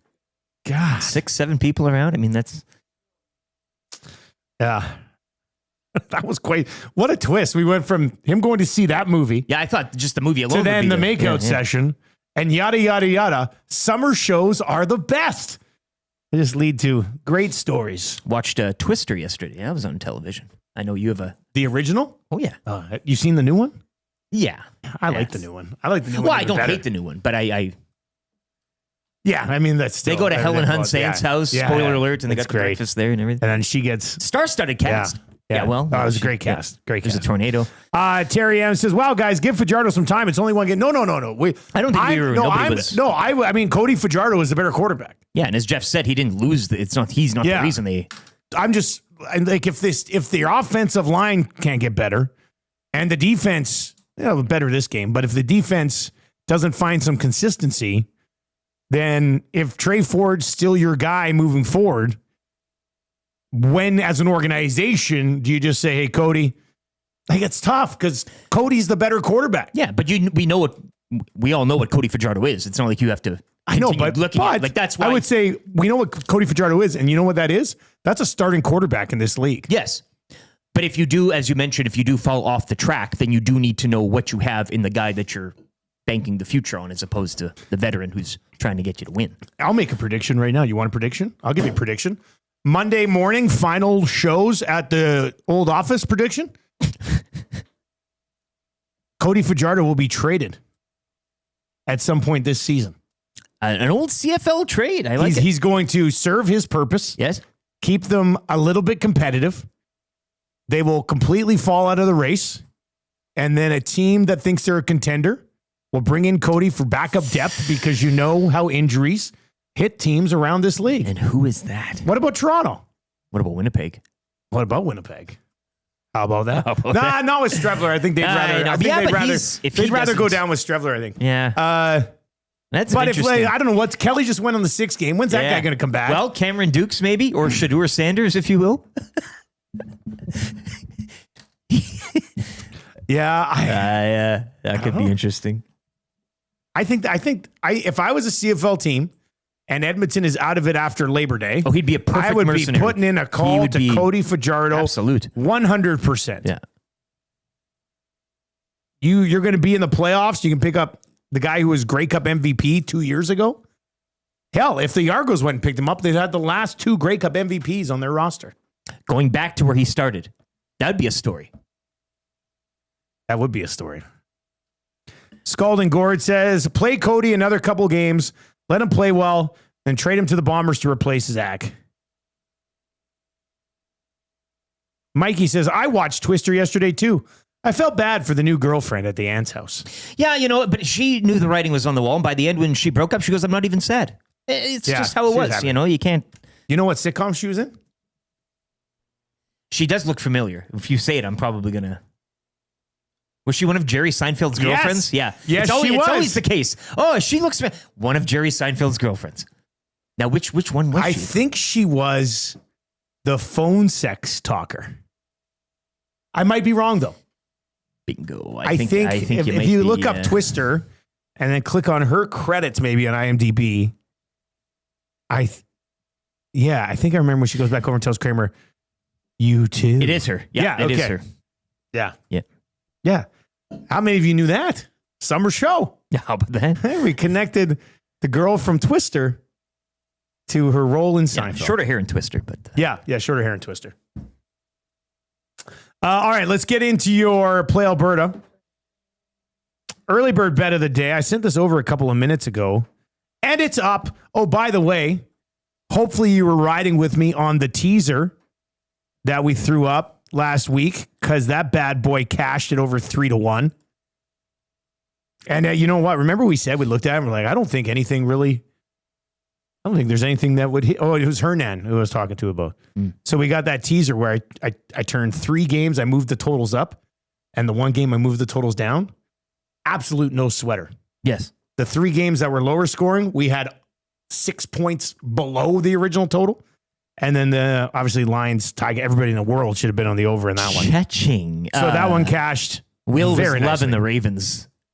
Oh, was he? Yeah, I got him on that. I think he might be sprinkling a bit on that. Good. Get him to use the bonus code EST Sports. It's great. I've gone back to the well today. Blue Jays to win. Barger hit. Plus 152. Lock it in. Cha-ching! We're just out here collecting coins with Barger. First v last. Getting all the sweet hits in wins. Barger hit. Blue Jays win. Plus 152. Me likey. I think that's a good one. You're gonna want to. I'm gonna get on that myself right now. Click. Must you click? Go to playalberta.ca. You'll see EST specials. It's right above MLB and CFL. CFL lines are out too, actually. 3 of them. Let's throw this your way here. All the fun you could ever imagine. All the fun your little heart desires. Available over at Play Alberta. Use your game sense when you're playing there. Don't be an idiot. Calgary, I got 3 of the lines up right now. Calgary, Ottawa. 5.5. Hamilton, are you looking at it right now? Yeah, I like Calgary. What do you like Calgary to win by 6 or more? If VAJ is back? If VA's playing, I don't hate that either. Ottawa, I'm big not, number for a home dog, but yeah, but Ticats have opened on the road here in Edmonton as 3.5-point favorites. That's tight. Would you take the Ticats? I'll take the Elks. Yeah. Are you thinking Elks outright upset? I think so too, maybe. Oh, you didn't? I know it's not the road dog, but the home dog. Oh, you didn't know? I think we can home dog? Stretch a few things there. Yeah, I don't know. You just get a feeling. I don't know. Think about this. Ticats have won 5 in a row. Yes, and the travel. They just played in Vancouver, then they flew home. Now they'll fly back out here for this game. This could be a letdown spot for the Ticats, or they put up 50. They call it a trap game, right? A little bit. And now the team has seen what Cody Fajardo can do. Yes. We'll start to protect him better. They'll iron out exactly. That's the thing. They'll get used to now the fact that he's back there and the offense. They won't have a worse game. I mean, that was as bad as it can get. You won't have another game like that with penalties. They'll clean that up. Again, they played the Riders close. And then Riders 2.5-point favorites on the road in Montreal. I think that's a pretty fair number. Yes. MBT. Just inside a field goal. I think that's a good number. 2 great defenses in that one. All right, so those early lines, Play Alberta's done a great job being one of the first to get CFL lines out. I'll be in Ottawa for that Calgary-Ottawa game on Thursday. And with Matt Cremella. Montreal on Saturday for the Riders and Alouettes. Right? You take Matt Cremella to the booth? Get him up in the booth, give him a tour? Yeah. Would you like a picture with suits? All right, coming up next, we're going to get to a segment called, was that good? For the Italian Center. We're going to go there, and then Marshall Ferguson's going to pop by as well. Let's get to a sports update right now for Handsome Mitch and the crew out at Park Mazda. If you're looking for a vehicle, Park Mazda is like, hey, over here, we got vehicles. Here's the update.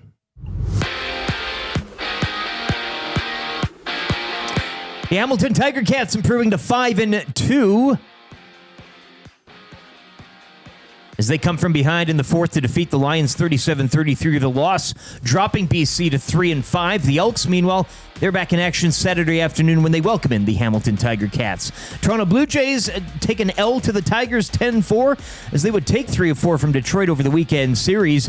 That road trip continues tonight in Baltimore to open another 4-game set. Chris Bassett, the scheduled starter for the Jays, who sit atop the MLB with a 63-43 record and find themselves 5.5 games up on the Yankees for the division lead.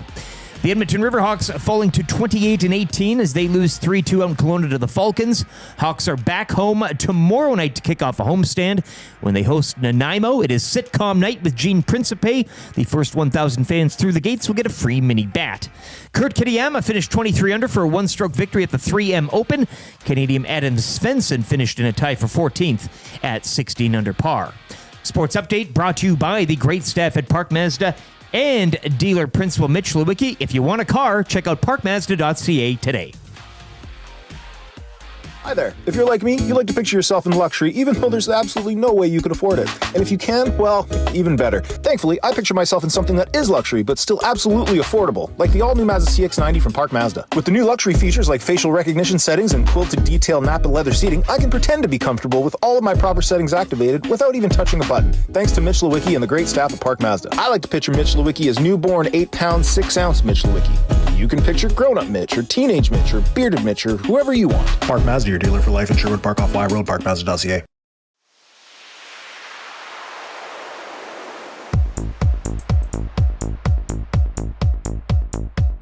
I think I hear him coming now. Makes my day. Too sweet. What is this surprise you making? Go outside, nerd. Get out. Go. I ain't got time to be distracted by your worthless chime-ins. Go on. You just made the list.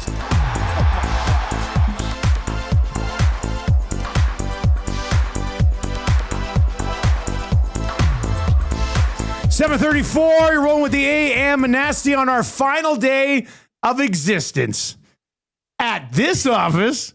We'll be hopefully on the air tomorrow morning from the new office. Our shows will be live here until the end of the hangout today, and then we're setting up shop. Westgate Boston Pizza from 11 until 6. So if you want to join us for lunch, Oil Stream will be live there. Lock Shop will be live there. EST afternoons. You want to join us for an early dinner? The Reed Wilkins Show will be in the house up until 6 o'clock today at the Westgate Boston Pizza. All right, let's dive into That's Good for the Italian Center. If you're looking for the ultimate summer road trip snack, look no further. Visit any of the wonderful Italian Center locations. Did you do the dream, the panino in the bush pie maker? I don't think it would have fit. It's such a significant size sandwich. Yeah. I don't think it would have fit. We'd have had to microwave it first. We can soften it up, and then boom, put it in there, and a great camping treat to be had at the Italian Center. All right, so today we're modifying That's Good for the Italian Center shop into That's Good? Question mark? Trev brought it up. Happy Gilmore 2. Trev, on a scale of 1 to 10, what was your level of excitement for this? And on a scale of 1 to 10, what was your grade of the movie after you watched it? Yeah, I think that's part of the problem because I was like, this is awesome. This was great. My expectations, I'd probably put over a 10, maybe 11, 12. Wow. Like going into it. Like I was just, man, Happy Gilmore was one of my favorite movies growing up. Still is. It still is, right? Yeah. Like I watched that one religiously. There was 2 movies every day I watched. Not even joking. I think about it on the bus ride to school. I'm like, oh, I can't wait to go home and watch Benchwarmers and Happy Gilmore. Benchwarmers. Those are my movies, man. Benchwarmers had some good laughs. Yeah. You're a big Rob Schneider guy. Yeah, I am. Yeah. What can I say? So you can do it. You can do it. Yeah. I got to get these guys more involved. So yeah, like my expectations were high, and that's probably why I was so let down. And I think I'd probably grade it like a 1 or 2, man. Like it it really was bad. Like there was Yeah, I cracked open a few cold ones. Not gonna lie, I don't know if I can say this. I had a little bit of a gummy. I said it. I had a gummy. Oh my goodness! So You're fired. Yeah.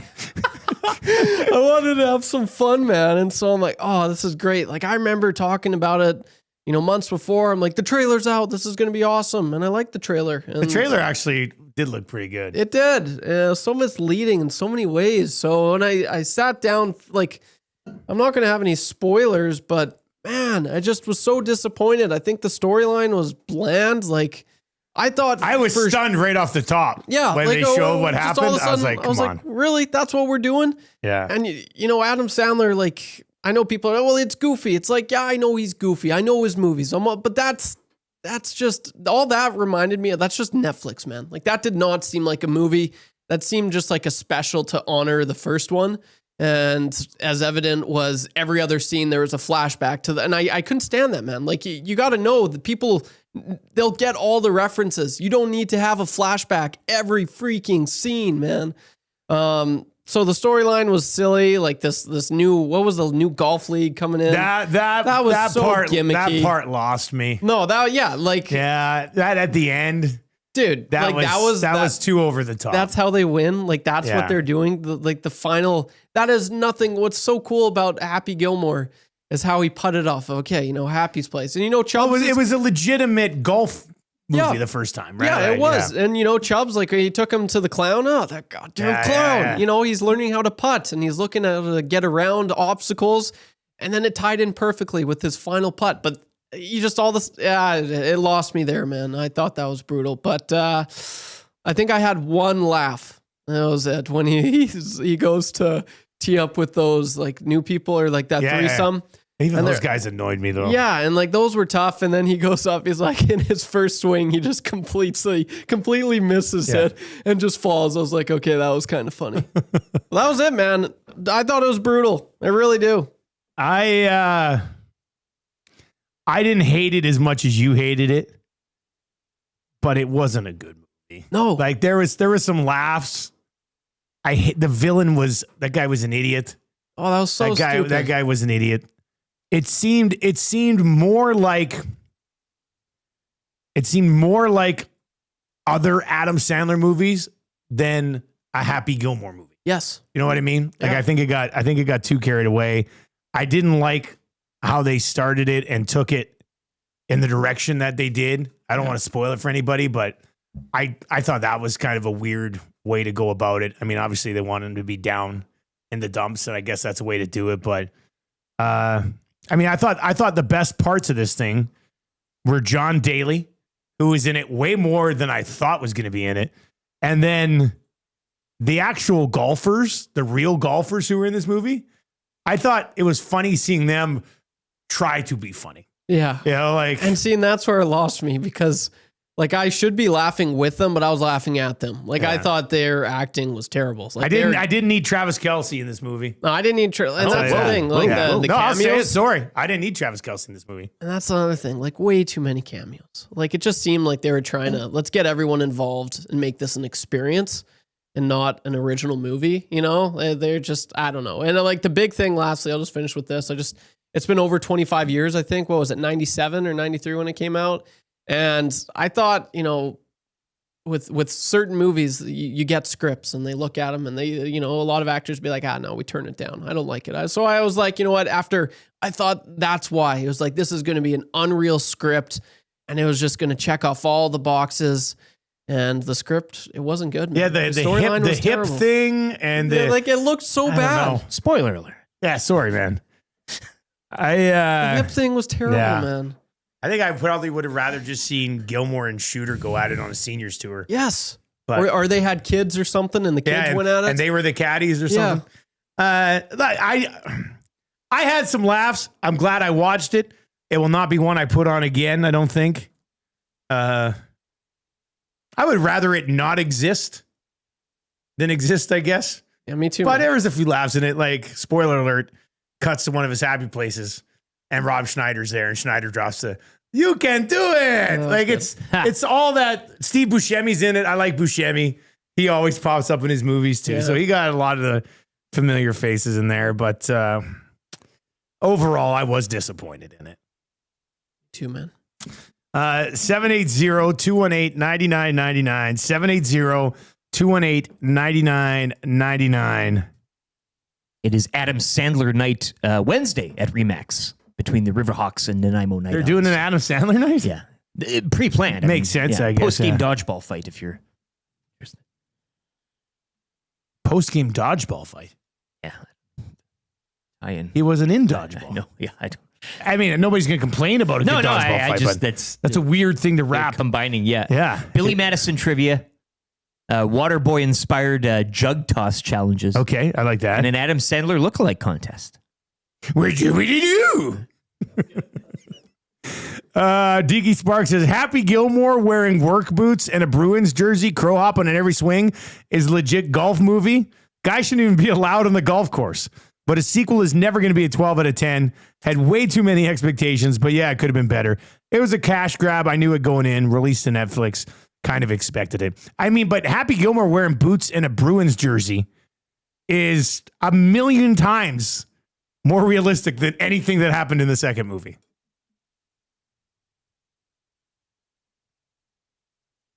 Raider Jesse says, Happy Gilmore was rooted in reality, but over the top.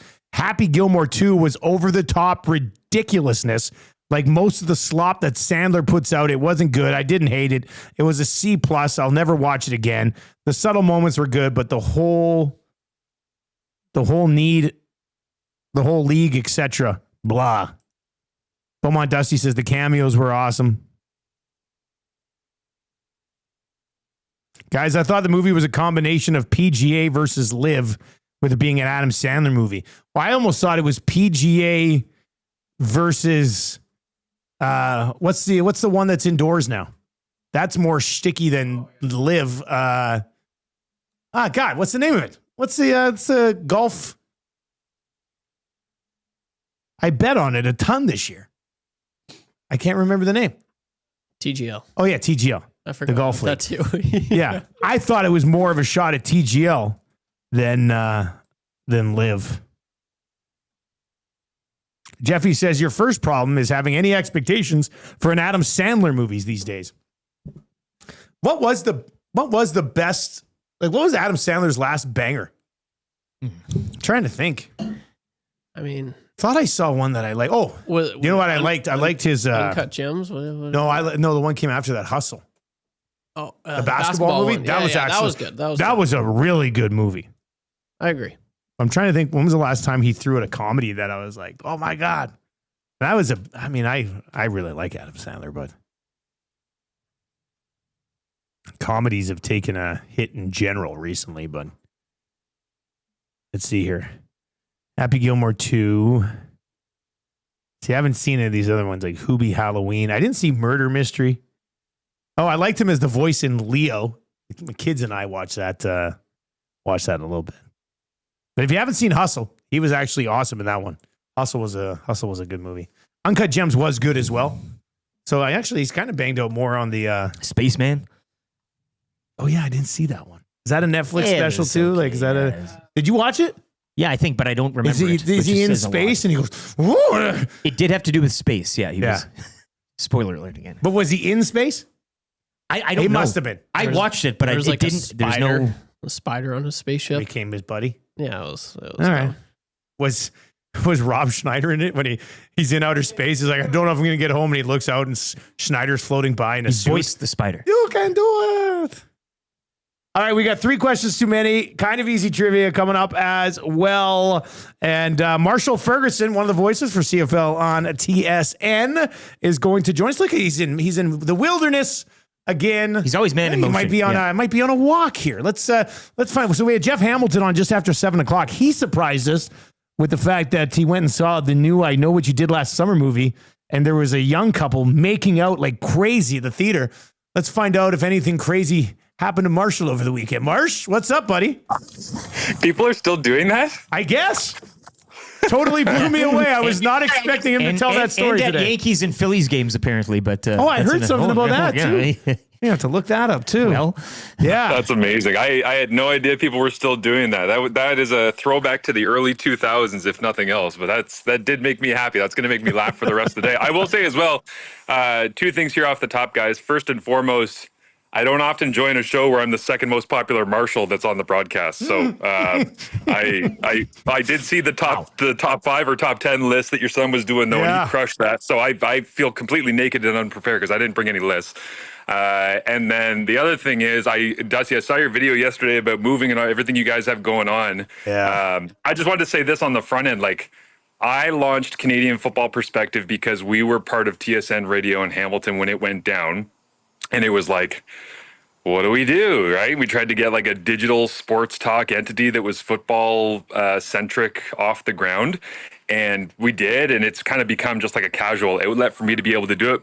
The things you guys have done with EST, I cannot tell you how much respect I have for your audience and your guys' grind and the fact that you've actually grown it and all of that stuff. Like there's a reason why what you guys have done doesn't really exist in general, and it's because it's incredibly hard to do. So I wanted to say that on the front end because I'm mind blown by the fact that you guys have been able to not just do it, keep it popular, maintain your audience, take them with you and all the rest. But it's, you don't need me to blow smoke up your butt. But I'm just saying it's crazy what you guys have done and it's cool to see. So congratulations.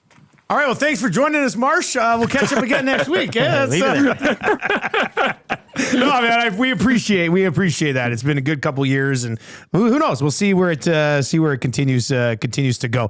Man, so what's up with Arbuckle owning the Bombers here? I mean, I know Nick's had a nice season so far, but there's been some interceptions. The Argos can't win, but for some reason against the Bombers, he has no issues at all. Sometimes there's just like a cool. Oh, look at this! My son Noah is giving us a bubble show, just hanging out in the background. Gotta love bubbles in the morning.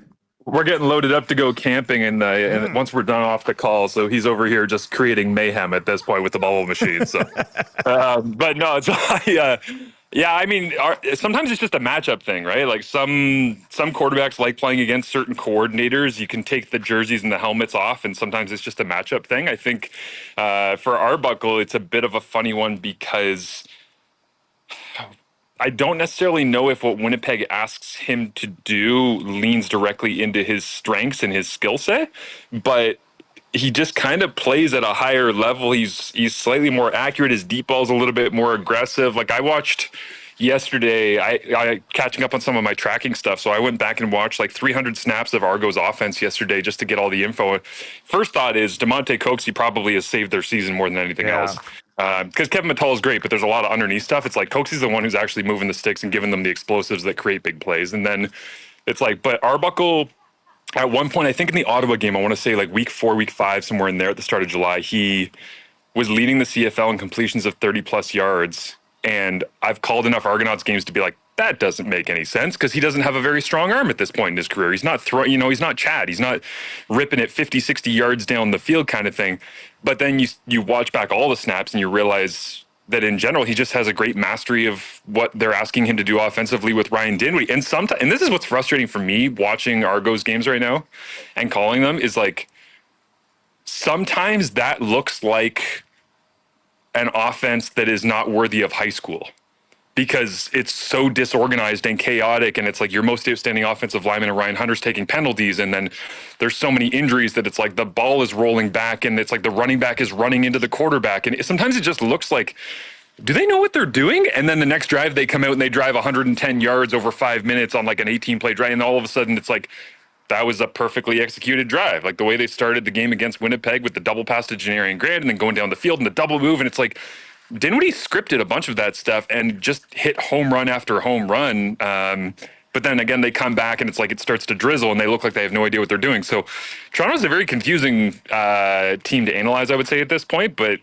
apparently Arbuckle has Winnipeg's number, I guess. So yeah. I guess if you're a Toronto fan and you find your way into the Grey Cup and Chad Kelly still isn't healthy and playing, then maybe you hope you get Winnipeg who found a way in. I don't know. It's the most CFL thing. It just feels incredibly random. Marshall, you are familiar with the area that is of the Hamilton Tiger Cats. The drought there we all know of when it comes to championships. They've had good teams over the years. They've knocked on the door at times, but you do get a sense that if they stay relatively healthy in some key areas this season, the Lawler-Mitchell connection, this is a little something different. Do you not agree? There's a little more swagger to this Ticats team than one we've seen in the past. Yeah, there's two things on Hamilton that as I was watching that game last night in BC, I found interesting. The first is I had no idea that Keandre Smith had 14 catches. Yeah. I'm watching the full game, and at the end, the stat line comes out, and I'm like, was I watching? Because when I played in the Vanier Cup in 2011, I'm going to botch this stat line, but I believe it was a U Sports record. We had a receiver named Robert Babick, who was just like a small, shifty slot guy out of Oakville. And, I'm the backup quarterback, and I'm standing on the sidelines and watching every single play, and I know what the play calls are, and the game ends, and somebody's like, oh, he just had a Vanier Cup record 13 catches on that same field at BC Place. And I was like, he what? It didn't make any sense. It felt the exact same to me last night when Farhan listed that stat line out. So, but the other part of that is, at various points this year when I've done Hamilton games and we've talked to Bo, the question is well, what's happened to Shamar Bridges? And it's the answer's Kenny Lawler. That's what happened to Shamar Bridges, is that there's only so many targets to go around in an offense. You can't throw the ball 100 times a game and have everybody get 15. So, but Bo has said, he's like, at some point, somebody's going to roll coverage and take everything away from Kenny because they just refuse to lose to him in one-on-one situations. And if that happens, we can go to Tim White. If they want to roll coverage where they want to play 3-on-2 or 4-on-3 or whatever the numbers game might be to take away Kenny and Tim if they're listed on the same side of the field, then he's like, then we can go to Shamar. The thing that I think we're really seeing, especially from last night, to your point, Eric, about how dangerous this group is and if they can stay healthy overall in that receiving group, because I don't think it's can Kenny stay healthy? It's can they keep 4/5 of that receiving group healthy for the majority of the season? Because if they can, the touchdown that Keandre Smith had in Toronto a couple of weeks back is a great example of this, where it's Kenny's on one side, he's got a one-on-one. Tim's on the other side. He's got man coverage because you're down around the goal line. Nobody plays man unless you get down inside the 20 anymore, which is why the whole goal of CFL offenses is to get past that area of only getting zone coverage. Well, I'm getting footballs thrown at me. To get past, inside that 20-yard line, then you can get the coverage that you actually want. And once that happens, it's okay, Tim's manned up, Kenny's manned up, Keandre's manned up against, the Sam or the Will. And all of a sudden, Keandre Smith is running free down the middle of the field one-on-one, and Bo just drops a dime. So the strength of that Hamilton receiving group is obviously you have the top-end talent who terrifies everybody with Lawler and White. But I genuinely think the fact that they have a third and a fourth who are as good as anybody's number two is really what's creating the difference at this point, because it's just okay, roll coverage, take it away. Bo will figure it out and throw it. I will say, though, I was very, very upset last night where it's great game, up and down the field, great pace, all these turnovers back and forth, and the Butler story, and there's Greg Bell, and then BC just busts on the touchdown and lets Keandre just wander up. I know. I was this isn't how this is supposed to end. It's the most lackluster. It's one. I went to the Honda Indy in Toronto, and I'm sitting there, and I'm like, man, this viewing experience compared to what an IndyCar race usually is. I'm Streets of Toronto, not great. And then the race ends under yellow, and everybody just gets up and walks towards the train, and I was like, I don't want to watch a race that ends under yellow. That's why in NASCAR we have green, white checkers. There's a point behind these things. Marsh, before we let you go camping and play football with your boy, got to get your thoughts on Cody Fajardo getting his first crack here in Edmonton, making it close in the fourth quarter, basically on the run for his life the entire game. Didn't lead to the victory. I thought some positive steps, but how do you think they handle the quarterback situation here? How much longer can you keep losing before you just go, okay, well, we just got to give the ball back to Trey and see if he's the guy for sure moving into next season? Yeah, I mean, I would love to see them go with Trey and allow him to either crash and burn through a full season or figure it out and be great. That's not realistic because you can't just keep throwing something out there that's not playing at a high enough level, especially when you have Fajardo behind it. Remember back to when the trade was made, right? Where MBT for Fajardo, and immediately the discussion was, which of these starters would you be more concerned if you're looking over your shoulder with Davis Alexander and Trey Ford? I think in hindsight, now that we're a third of the way through the season, you can easily say that it's like, well, Davis is holding his own and Trey is not. My whole thing on Trey, and I love watching him play as much as anybody else, is that he plays an incredibly entertaining and unsustainable version of quarterbacking at this point. Like he's at some points, he comes out and he has a super high completion percentage and the average depth of target is this and that. And he makes all these spectacular plays. And then it's like, you come back the next game and you're like 4 of 12 kind of thing. So it's the lack of consistency that I think is the most concerning thing. And when you have Fajardo, who is consistent when he is playing at a, even like a 75, 80% level, not even his best, I think that's the danger is having him. So yeah, Edmonton, I think, is probably going to ride the Fajardo thing until things go sideways there. But I also regret not mentioning this when I was doing the Toronto-Winnipeg game. It's like, hey, don't let Cody spin out to his left, eh? Because like that was his whole thing when he was in Saskatchewan. It was like, he really doesn't make explosive plays unless he does that blind spin back to his left. And it's almost like because we haven't seen that much of him in the last little while, that defensive ends just like forgot his tendency. Cody looked like he had a really live arm and really like fresh legs and all the things you would expect when he was playing in that game. It was like high tempo, high revving, all the rest. But when he spun out to the left a couple of times and made explosives, I'm like, oh yeah, that is a thing he used to do. It was like almost like early days Montreal, early days Saskatchewan. Well, here we are, early days Edmonton, and he's back to his old games. So yeah, he'll play at a high enough level to be able to get them sustainable, more so than Trey right now. But like any team that's losing a bunch of games, just like even Toronto, even though they just got their second win, it's like there's a lot more issues on the table, I think, for Edmonton than just being like, hey, our quarterback is the primary problem. Marsh, as always, buddy, really appreciate it. Have fun camping, all right? Thank you, and good luck on the move, guys. Make sure you get your security deposit back, okay? Yeah, we're working on it. We're working on that. See you later, man. There you go. Bye, guys. Marshall Ferguson heading out on a camping trip. Big camper myself, so I know what he's in for. Yeah, you should have given him a little bit of advice. I know you camped did once in 15 years, and I'm like, oh, if you need any help, make sure if you have one of those things you can cook a sandwich in, you put butter on it. Let your son cut the wood. My son did cut the wood. I didn't even cut wood. God, I was pretty much useless camping. The wood, my son.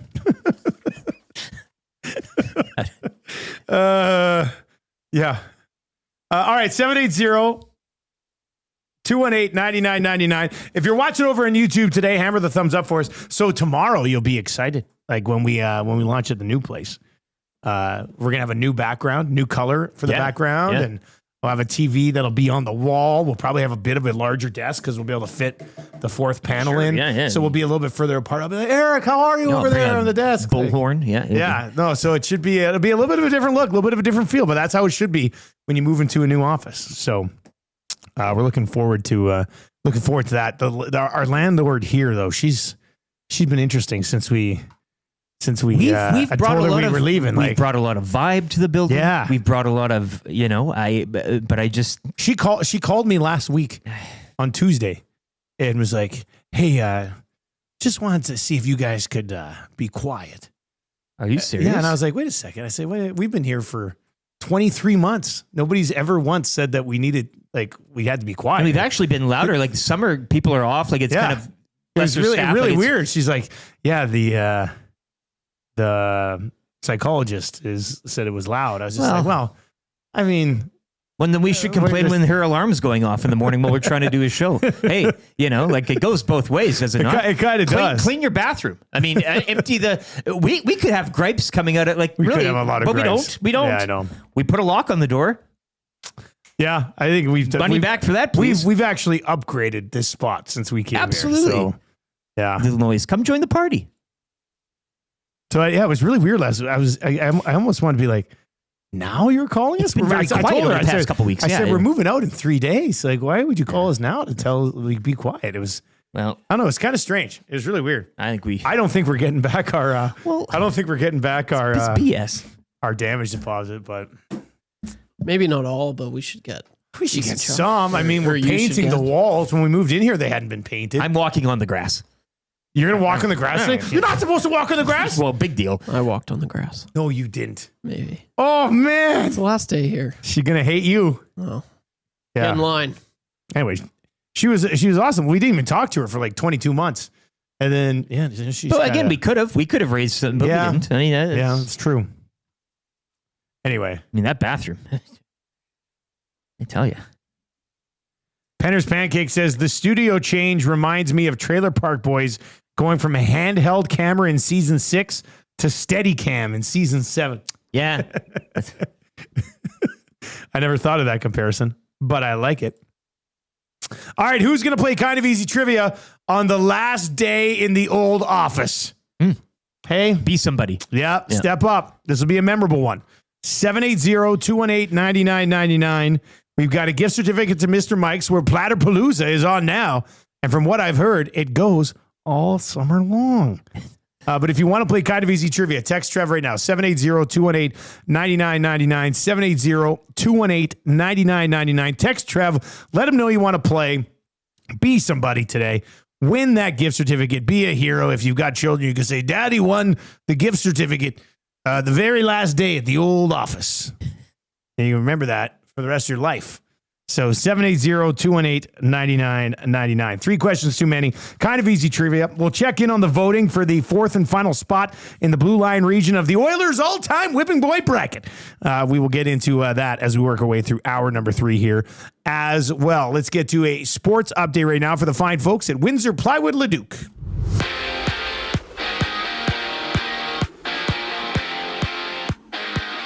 The Hamilton Tiger Cats overcoming a late 10-point deficit to defeat the Lions 37-33. Hamilton now tied atop the East with Montreal at 5-2. The loss dropping BC to 3-5. The Elks are back in action home Saturday afternoon to the Hamilton Tiger Cats. Toronto Blue Jays taking 3 of 4 from Detroit over the weekend following yesterday's 10-4 loss. Their road trip will continue tonight in Baltimore to open a 4-game set.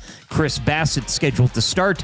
Jays 63-43. That's an MLB best as they are 5.5 up on the Yankees for the division lead. Riverhawks taking the L in Kelowna 3-2 to the Falcons. They're back home tomorrow night to kick off a homestand against Nanaimo. It is sitcom night with Gene Principe. First 1,000 fans through the gates will get a free mini bat. And Kurt Kitayama finished 23 under for a one-shot victory at the 3M Open. Canadian Adam Svensson finished in a tie for 14th at 16 under par. Sports Update is brought to you by Windsor Plywood Leduc, locally owned and operated, serving Leduc and the surrounding area since 1993. Doors, flooring, baseboards, and of course, plywood.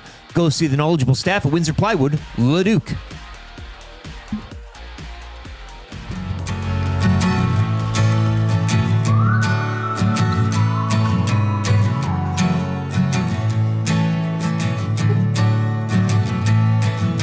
The Nasty Bash was awesome, so let's remember it with this song. The EST on Corey B, tattoos still looking strong. 6:30 it wasn't working, so old Smash Smash said so long. AM Nasty C and Frazier yelling, turn your headlights on. 1, here comes the 2 to the 3 to the 4. Tommy met a new girl heading out the door. Normology stripping, his shirt just hit the floor.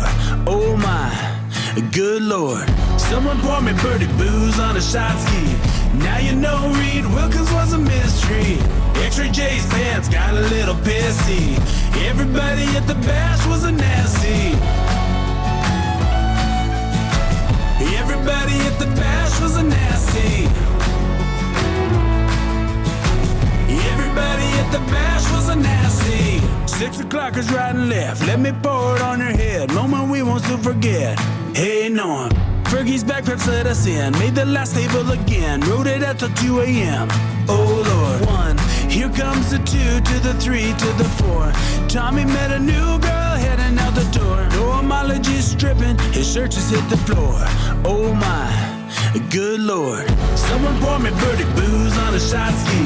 Now you know Reed Wilkins was a mystery. X-Ray J's pants got a little pissy. Everybody at the bash was a nasty. Everybody at the bash was a nasty. Everybody at the bash was a nasty. Well, hello. Hey, it's a little loose today. There's so much. Yeah. There's so much. There's boxes everywhere. Everything's moving all around like crazy. All right, we're going to play some kind of easy trivia. It is the Nielson Show, kicking off our final day. If you're just listening on TuneIn or iHeart or EdmontonSportsTalk.com, it is our final day in our original offices. I remember you, me, Tommy, and Maddie sitting over there on the chairs that were here, which we have to leave. I know which 6 it is. We have to leave those 6 chairs. And we have to move the boardroom back over here.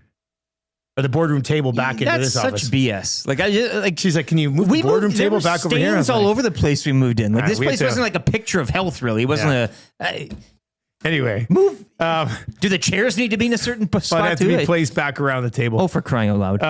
But I remember sitting over there, and our original plans for some mid-morning hosts had fallen through.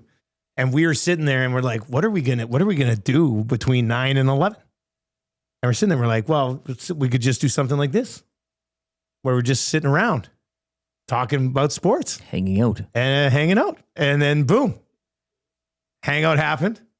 And then obviously, further expansion into the EST afternoons and the Reed Wilkins show. But I won't forget the day when we got the keys here, the 4 of us sitting over there on those chairs that were here and being like, all right, what are we gonna do? And now we're moving to a bigger, better place. So, yeah, it's been a busy 2 years, but we're pretty excited about it, I think. And it's a little bit of a closer walk for you, right? Little bit. It could be. I'm very excited to kind of chart the distance because it could be actually exactly the same. I think it on might the come nose. in. I bet you it might come in about a minute or two Probably. less. Yeah, probably. Yeah. But yeah, it's kind of same neighborhood. Where Fife and Dykel, It's right- Swiss it's right Chalet. around We there. got a lot of options now. There's a some good options Starbucks there. for Tommy close by. Oh, Yeah. pretty boy coffee. That's nice. All right. Anyway, Edmonton Sports Talk brought to you by great partners at Play Alberta. If we didn't find this office, and we looked, I remember you and Maddie went and looked at like one in a basement that had like 2 offices, and that was it. Yeah, we looked at one. I couldn't even imagine. I mean, I think this was the one. I think I remember when we got here. I know Maddie was like, "Oh, it's pretty big," but I was like, "This is it." As soon as I walked in here, I was like, "This is not the big office. enough." Apparently, This is the apparently not big enough. So, yeah, but we would not been able to secure our deal with Play Alberta if we didn't find this office to get us started for the first couple of years. it's a domino effect. It all works out funny that way. If you've not yet signed up for an account at Play Alberta, please do download the app and use the code EST Sports, new and current users, EST Sports. Deposit 20, get 50, and then go check out our EST specials page. We're the only partners in the province who have their own page over at the on the website and on the app. And we've got a couple of bets sitting over there. Get on that Raven seizing now. down That rushing Raven one touchdown. just I love it. That continues is to juicy. hang out there. So yeah, that's good. All right, kind of easy trivia will be played. It is for Mr. Mike's, where I double checked last night. I don't know why I had to because it says all summer long. Well, but I was like, I better make sure this is still going. On whose calendar? Because right? it's a banger. Yeah.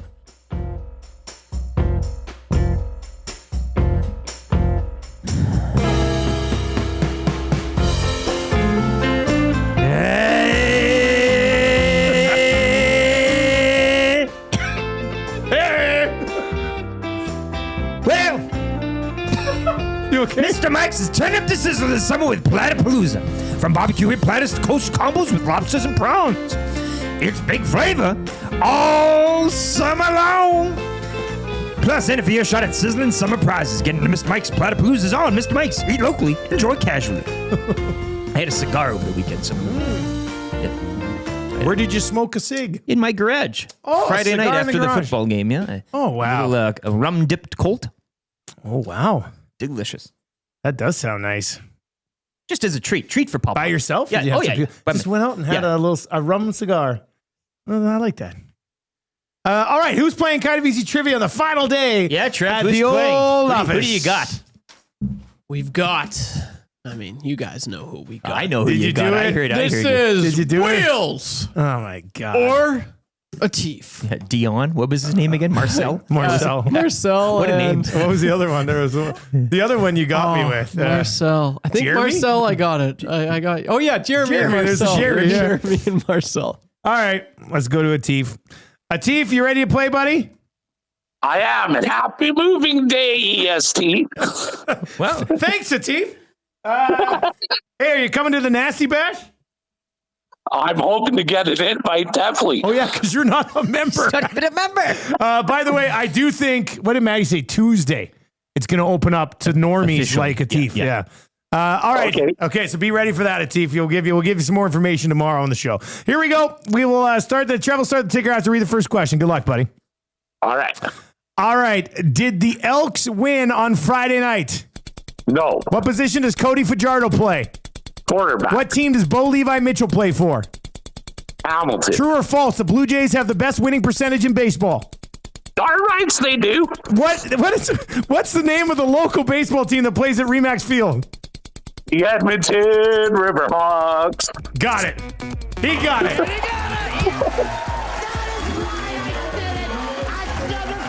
Are you kidding me? That's right. Who do you think you are? I am. Get it right. You can't have a newcomer come in and steal the show. That's happening. Oh, we've been strong. We're just playing by the rules. Ooh, you better believe that's happening. And I was in Miami with my new beach house. Well, it was a couple minutes from the beach. That's happening. The first year we took it to the limit. Take it to the limit. You cannot come to my house. No, not today. You cannot come to my house. No, not today.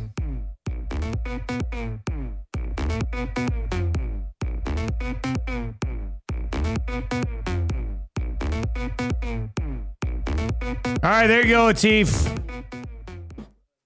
It was a big. Is this his first going the distance?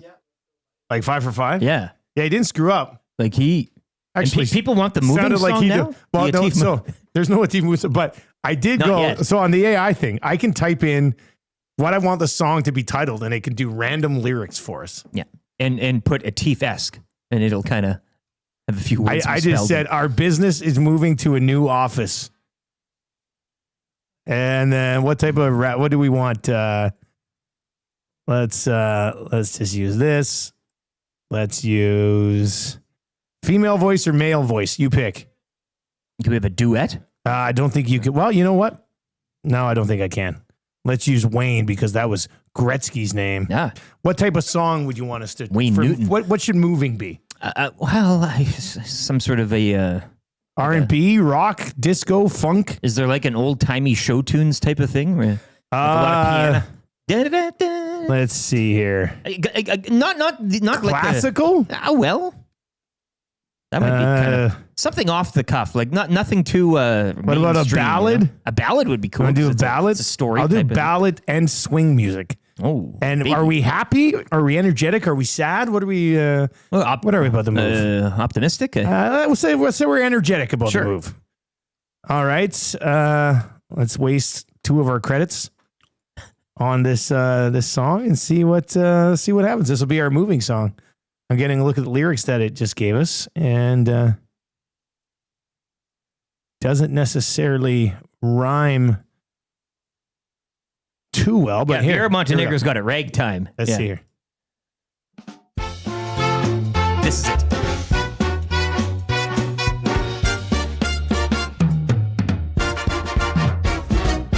Boxes stacked high, the movers arrive. Labels on each one, like a puzzle to survive. Tables and chairs in a new formation. Excited whispers in the halls of our new station. Pens and paper sorted by color. Maps of the floor where we'll conquer. New spaces, new faces, a brand new page. Let's make this place our home away from home. Our business is moving to a new office. We're packing up, getting ready to relocate. New opportunities, fresh starts, let's make it happen. Together we'll thrive in our new setting.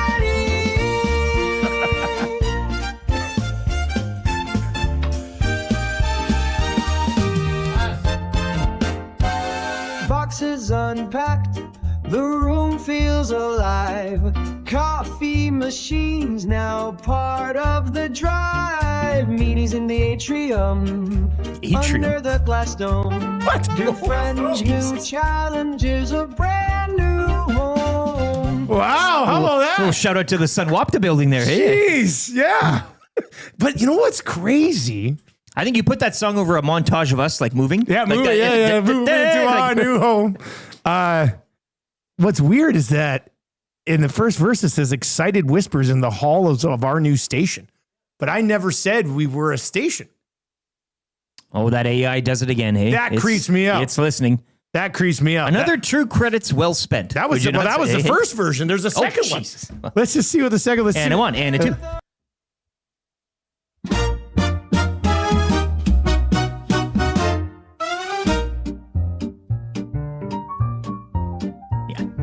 Boxes stacked high, the movers arrive. Labels on each one like a puzzle to survive. Tables and chairs in a new formation. Excited whispers in the halls of our new station. Pens and paper. I think I like the first one. Yeah. Man, AI, hey? How convenient is that? We wrote that song and I didn't even do anything. I just said we were moving to a new station. Yeah.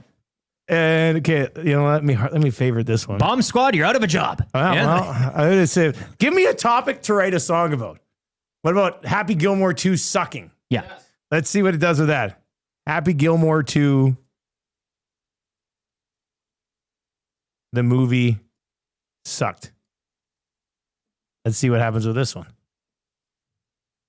I don't know if it'll come up with something. Has AI seen the new Happy Gilmore movie? It made I think it'll know. Like it'll know the reviews online. All right, and then we'll do this one. We'll do this one like sad, hey? Should we do a sad, angry, sad, depressing? But in a show tune vibe. A show. Happy What Gilmore did 2 we do? That was what did I select last time? It was ballad and swing, right? Yeah. All right, and we'll use a male vocal again for this one. Done. Create. Let's see. So it gave us 2 songs each time, so that's only 1 credit a song. I got 400 credits a month. Jeez. You really have some fun with this, Lots of options. Jasmine says Happy Gilmore 2 did not suck. It wasn't good. It sucked. I didn't think it was good. Worst movie ever. And that one is I like that. Just our first one, the moving song. We'll have to get some video today. Okay, here's a Happy Gilmore song.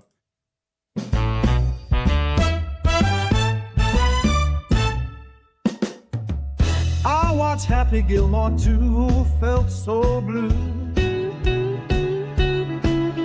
No spark, no fun, just left me feeling new.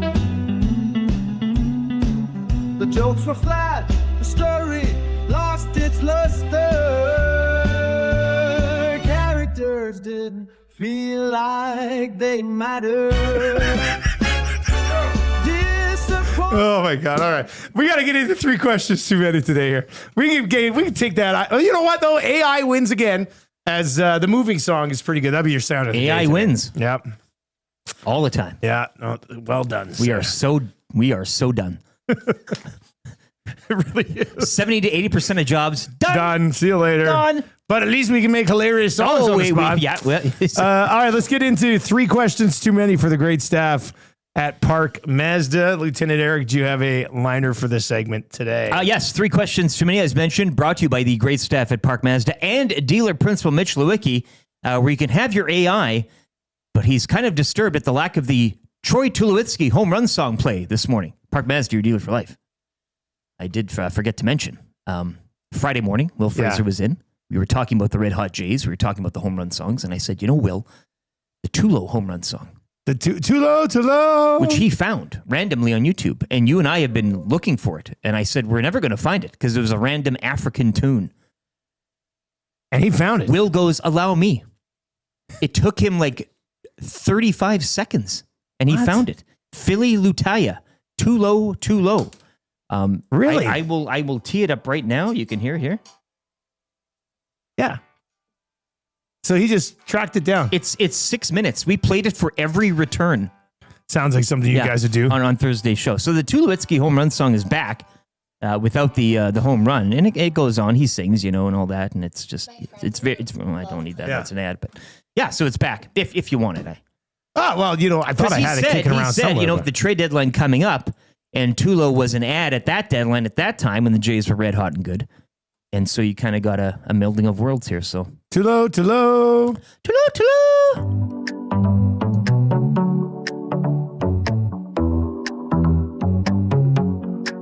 Mitch is handsome, he'll go far.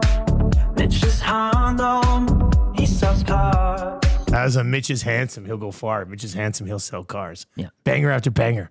All right, do you have a Twitter account, Rick? Yes, I do. It's at Lieutenant_Eric. You can follow on X or on Instagram at Lasagna Enthusiast, all one word.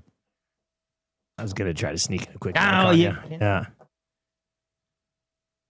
All right, let's get into it. Question number 1. Anytime we're doing 3 questions, you can submit them to 780-218-9999, 780-218-9999. Question number 1. Where do you guys think the Elks franchise would be if they had just kept Trevor Harris?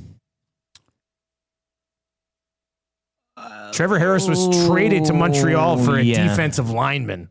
But at the time, Trevor Harris, too, wasn't exactly, we've seen guys who don't have, in any sport, timing, when you're with a certain organization, would he have survived all of the there's so many things that you're saying. Well, if a coach and a manager gets hired, is he the guy? So I don't know if he wouldn't last that long. You'd think somebody else would bring in a new guy. If you're saying what's Trevor Harris like on this team, maybe right now or something like that. I don't know. Trevor Harris fits with certain. He's got a good defense behind him, and I think that helps. But he's not like an explosive quarterback. It's completion.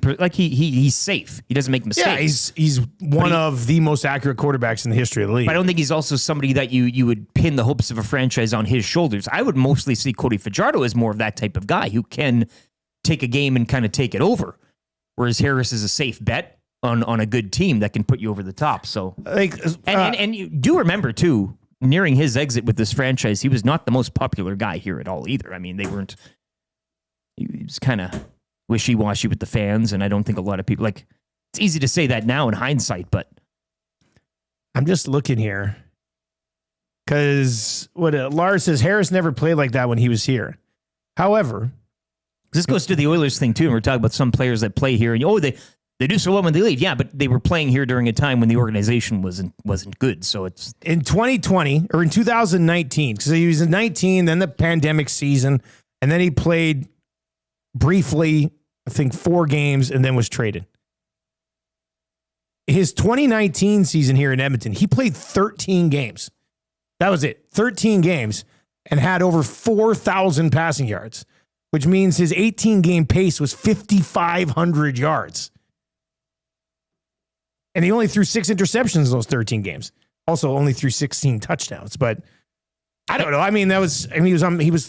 His 2019 season, he was on a 5,500-yard pace. Ian Ferguson says Harris didn't have a good O-line when he was here. And I think Harris, too, can fall into that stat merchant category too much as well. Not to say the numbers aren't great that he puts up in everything such as that, but I think it can overcloud sometimes just winning outright. You can win games with bad stats if you situationally prove yourself, which I don't know. The organization moved on. They went from him to Cornelius. Oh, right? no, they I'm not traded saying him that to they turn the reins over to Cornelius. They didn't make better moves. And then they left Cornelius with a horrible coaching staff.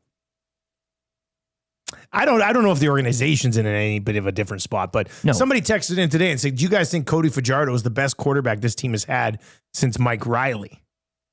If you go down the list, I think I'd probably rather take Harris over Fajardo, but they're close. In fact, they're 1 and 2 all time in completion percentage. But I'd take Fajardo just because he can provide you something with his legs as well. Yeah. But again, a Harris guy, as Fergie pointed out, you need a good O-line. You need things around him, whereas I think Fajardo can kind of take over and make magic happen. If you himself. give Harris time in the pocket, he will pick you apart. Absolutely. Question number 2. Guys, with EST moving, what was each of your guys' most memorable moves? How often did you move around? I've moved multiple times in my life. Obviously, I guess the one from Saskatoon up here was the longest, in which I had to take not a lot of stuff, but a couple of big items. I helped move my buddy in Regina out of like a tree house. He lived in like the attic of a house, and so we had to carry everything like that was a pain in the ass.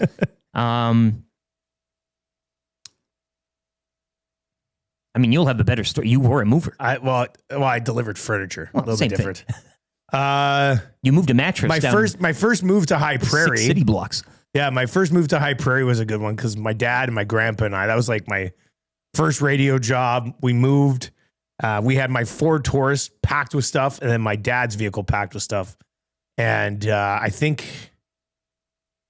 was it Red Deer? No, it was north of Red Deer. Anyway, classic Ford Taurus situation, and blew a tire. So we had to stop, buy a new tire, get it put on, continue the trek. And that was up to High Prairie, which was a very small town. The most memorable move. Actually, I'll tell you what the most memorable. I was going to say, though, in Lethbridge, I moved 3 blocks and I carried everything because I didn't have a vehicle at the time. Bed, couch, everything. Carried it. 3 blocks. But the most memorable move was a move that didn't happen. And that was in Fort McMurray. I'd been living in a house with a married couple. And then they didn't like that Tammy and I had started dating and she'd want to stay over or I'd stay. And they're like, hey, you got to move out. And I was just like, oh, man. So I had no place to live. And I went to the radio station and they had a house for DJs, but it was full. And she said, oh, we have another apartment downtown here at Franklin Avenue. You can move in there. Your own place. Ave, hey? Your own spot. I said, what? My own spot? This is great. So I load up my vehicle, my buddy K-Fell's vehicle, and we drive down. And I said, here, you pull up by, it was a lower level apartment. I said, you pull up by the screen door. I'll go around, unlock the doors, and we'll just move everything in through the screen door, like sliding door. So I open up the door. I walk into this apartment, 2-bedroom apartment too. Would have been one of the nicest places I ever lived in my entire life. Out the other, yeah. So I walk in and there's food everywhere in the kitchen. There's food everywhere. Like welcoming food for no, you, like just bags of chips and cheesies torn apart. Yeah. It's like, what is this? What's going on here? The living room had some stuff laying around, clothes and stuff. So I walk into one of the bedrooms and there's 2 dudes sleeping on the floor. And I walked in, I'm like, what the hell is this? I turned, they were out. I mean, they must have been passed out because they didn't hear me come in. So I turn around, I walk out, close it, go to my buddy. I said, not moving here. Let's get out of here. Go back to the radio station. Sit down with the lady, like the HR person at the radio station. I said, look, there are squatters living in this apartment. And she goes, again? I said, what? You sent me to move in? With knowing that there are people who live there randomly at times? What kind of flop house is this? Oh, I was furious. So then I said to her, look, I don't have a home. I'm homeless. Like I'd moved out of the other place. This was going to be my plan. What have you done to me? So she goes, here's what you can do. She goes, you know that big back office here at the radio station? You can live there. But don't tell anybody. Wow. You're like, oh, thank you. I said, I can live at the radio station. Oh, how nice. You can. But I can't tell anybody. So I waited until it was a weekend night. Nobody was at the station. Moved most of my stuff into this back office. There was no bed. I had a couch. So there was and it wasn't even a long couch. It was like a love seat. And I set up my TV and I had my Xbox. Nice. And I'd work. And then I'd stay later than everybody. Once everybody left, I'd slide in, guys.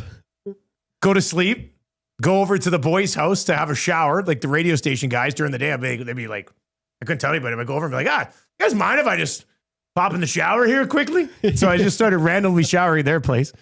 And then I'd make sure I'd get up because I was a morning guy. I'd be up and at the station before everybody else, and they'd walk in and be like, first here. I was like, yep, no problem. Man, Dusty, you're always here first. I lived at that station, boys, for 2 months. Good for you. And then finally, Tammy was like, maybe we should just move in together. Uh-huh. So technically, when I moved in with Tammy, she was moving in with a homeless guy. But And then I got engaged to her. This doesn't happen unless this falls through. Like, imagine if you did go into the squatter place. Maybe you who? That's a good point. There's a lot of things that happen in life that lead you to. Now, you didn't pay though, did you? I mean, that was no, free. Well, no, because it was pay to live at work. No, can you imagine? No, I know some places that would have done that, but like to me, it's just that was. Yeah, I totally forgot about that move until this question came up. It never crossed your mind that maybe you'd like to squat with the guys, like just. No, I should say, guys, is this my room over here? Well, yeah. Hi, I'm Dustin. I'll be your new. I'll be the third. They might be like from Rock 97.9. Yeah, that's me, man. All right, question number 3, guys. With Happy Gilmore 2 now being a thing, which other sports movie would you like to see have a sequel? Did Kingpin have a sequel? No, I don't think. Did Kingpin have a sequel? Why do I feel, later years? Why do I feel that there's? I wouldn't mind. Oh, look at this! Yes, a Kingpin sequel is in development with the original directors, the Farrelly brothers. The script is going to be a challenge. Well, I got a lot of time for the Farrelly brothers. Yeah, look at that. Oh, it was in development, and that's dated 2021. So I don't know if they're still. The script is proving to be difficult, whatever that's supposed to mean. Trev, do you have a movie? This is a good answer this question. Yeah. YouTube, text line, Paris Jewelers inbox, 780-218-9999. Give us a movie you want a sequel of. Yeah, Steve Johnson and the Nasty Guy. Dodgeball. I forgot about. Is that in the works? Is there something? I don't know. I don't know anything in the works. Why do I think that's happening? Although maybe not. Maybe I'm just. I don't know. I think I would have some time for some dodgeball. Was that not LaFleur is still managing maybe just the one gym still. Hasn't really expanded. Yeah. Something happens. They have to save the gym again. I mentioned it in hour 1. I would go with bench warmers. I like bench warmers. Who was that? That was David Spade, Rob Schneider, and the Napoleon guy, Dynamite. Yeah, that's all I know of him by. Big Maple had a good shout in basketball. I'd take a kicking and I don't think those guys need money. Trey and Matt would be. No, I know, but it would be, it'd be a vanity project. And it'd hit. What did they get for South Park to CBS? A lot. And they're still killing like a ridiculous amount of money. $30 million an episode for South Park, which is crazy. Dodgeball 2 is in development with Vince Vaughn returning as Peter LaFleur. That's Peter LaFleur. Yeah, I thought and so. you'd have to get Stiller back. Yeah, absolutely. I thought that was. This is the same thing, though. I was excited for Happy Gilmore 2, and then it was a bit of a letdown. It's a trap question. It's a trap question. Not a Netflix film. This would come to theaters? Yeah. Need a good comedy in theaters. Yes. I think the answer is we don't need a sequel for any of them. Based on. I know, that's the thing. Yeah. It's a tough question because you're not going to. Just new originals. Just start making. I think I might have time for a Dodgeball sequel. I thought I had time too. Dodgeball has blown up since then. Yeah. Right? It has. Kind of really launched Dodgeball. Yeah, I think so. Put it on the map. More popular. What about Rookie of the Year? No. The kid's grown up. Did you hear me say Kicking and Screaming too? That might not be bad. Yeah. He's a college coach now or something like that. Make a darts movie. Darts is hugely popular. But a comedy. Well, yeah, exactly. Yeah. But in the same vein as like a happy. You could do darts would be hilarious. That would be funny. Yeah, darts would be pretty funny. You could do something like that.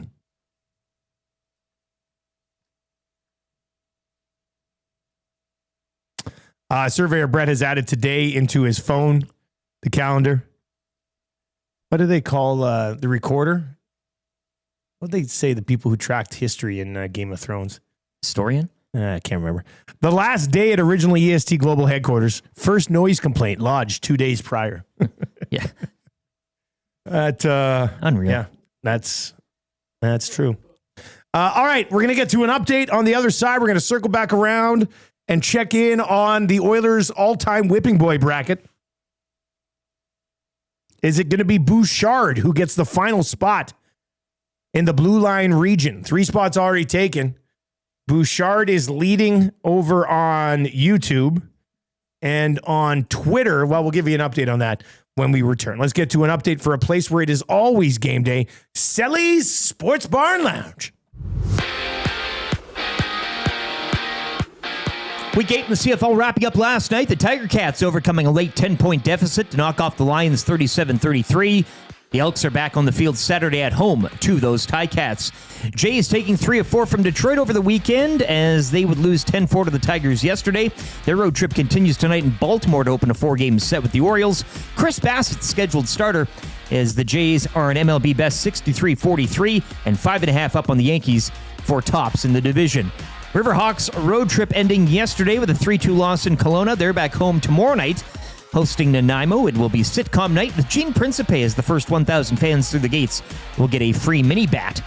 And over to the PGA where Kurt Kitayama finished 23 under to take a one-stroke victory at the 3M Open. Sports Update is presented by Selly's Sports Bar and Lounge with wall-to-wall TVs, daily food and drink specials. It is the place to be for every Toronto Blue Jays game. Every day is game day at Selly's Sports Bar and Lounge.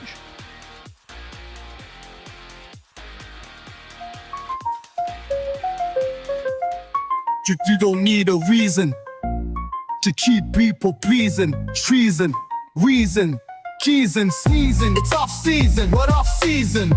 It's off season. What off season? It's off season. What off season? It's off season. What off season? It's off season. What off season? It's off season. What off season? It's off season. What off season? It's off season. What off season?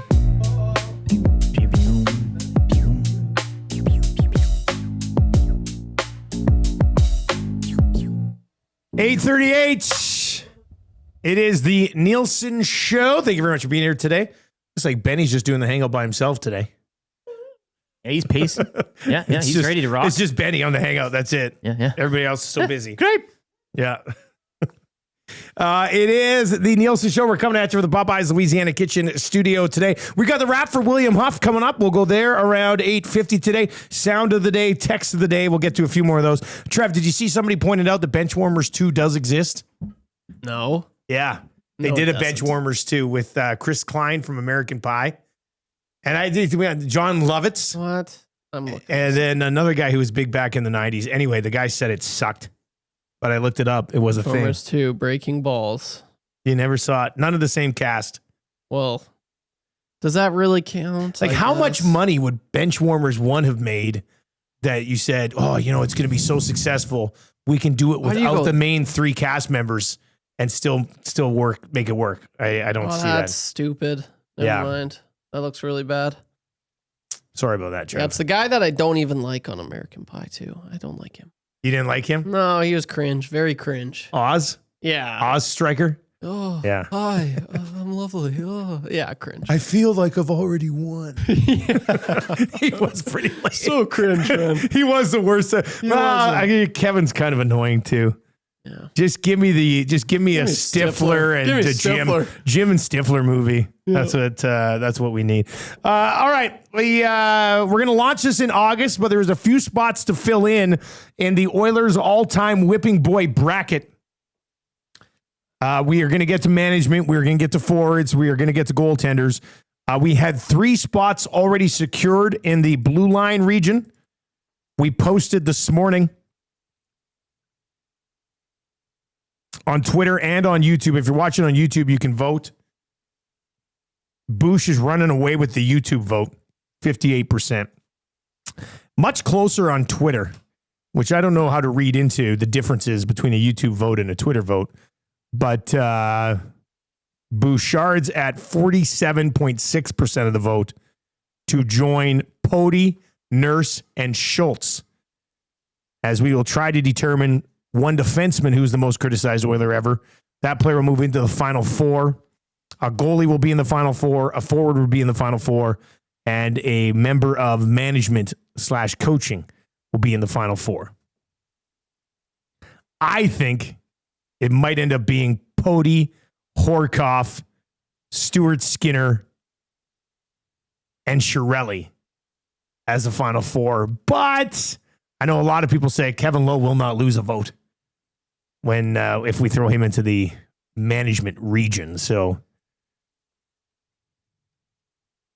Trevor, are you surprised that Bouchard's running away with this?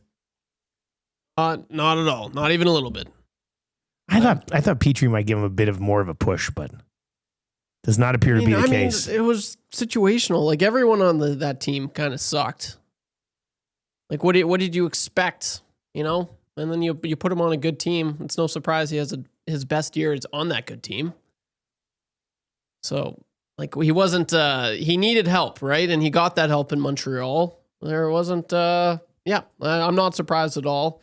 I don't agree with it though. Like I don't think Bouch is gonna win the defensive side of things for sure. It's gonna be Nurse. You think Nurse takes the cake? Absolutely. Is there a modern day forward that it's because right now a few of the more popular names at forward, Horkoff, Jason Arnott. But is there a guy over the last 7-8 years that gets on here? Yakupov, Puljujarvi. Yeah, I think Puljujarvi is a good one. I was curious, was Yakupov, did that come up? Yakupov's name came up a bit. I feel like people want to forget about that, so that's why. What was kind of weird is Hemsky's name came up a lot. No. But a lot of people loved Hemsky, but a ton of people were saying that Hemsky took a ton of heat for leaving practice early and not staying out late and all that type of stuff. There's got to be someone. I'm trying to think. Taylor Hall, does he getting any heat? Not enough to make the bracket, I don't think. Yeah. Easy, he says, Bouchard doesn't even get that much hate, in my opinion. You can't tell me he's the most criticized in 52 years of the franchise's history. Wheels says Robbie Shrimp. No, but I mean, in the last 5 years since he's joined, it's been Skinner, Nurse, and Nurse, and Bouch. Not even close. Like those are the three guys. 3 runaways. Yeah. Does Kane get in there? Maybe. You know what? Nobody brought up Kane at all. Surprised by that. 780-218-9999 if you want to chime in on this. Luch. Do we think Bouchard's criticized more than he's criticized? I mean, if you go on the postgame show and watch the chat on the postgame show, it's insane. I mean, between Bouch, Nurse, and Skinner, I know Hernan, that was like his least favorite topics to talk about this year. It was every game. Oh, when it pops up every single game. Yeah. But like, unlike Nurse, I think Bouch can back it up sometimes. The numbers are evident of that. So, but his blunders are a lot more significant, I think, and alarming than Nurse. Wannick wearing a hat is totally creeping me out right now. Moving hat. A curved hat. Usually he likes the flat cap. Really creeping me out. And the shorts. Different shorts. I've never seen him in it's those like shorts. he came straight from the swim beach. Trunks. Shoes. Straight from the beach. We got Beach Wannick in today. Ryan McLeod, that's a good one from Big Maple. He definitely got some heat. Who was more of a whipping boy? Puljujarvi or Ryan McLeod? Probably Puljujarvi. Yeah. Yeah. And we're talking about criticized in justified and unjustifiably criticized. You know, like both. Like, oh, the guy sucked. And then sometimes even when he didn't suck, still got ripped. A few votes in the Paris Jewelers inbox for one Toby Reeder. Yeah, you got to score a goal to qualify for this bad boy. Yeah, but I mean, that he didn't. I think the person who criticized him the most was probably Bobby Nix. Yeah, it's not whipping boy, but it's. We were talking for off-season, when you were away, most overrated Oiler. Of all time? And there was some good discussion around that. And what was the most popular answer there? Well, I don't think there was a popular one in which, because again, as we've been talking with this too, if you go now, it's tough to overrate on a good team, but on a bad team, there were a lot of guys that maybe like Jordan Eberle had that World Juniors bump and never really materialized, and Taylor Hall, and I think Toby Reeder's name got mentioned there as well, given the success he had against the Oilers, and then brought in and didn't piss a drop. I mentioned Evander Kane when it came to that too, just because I think the idea of Evander Kane was always more popular than what Evander Kane actually brought when he was healthy to this market. So that was an interesting one. Kind of goes into the whipping boy conversation, but not totally.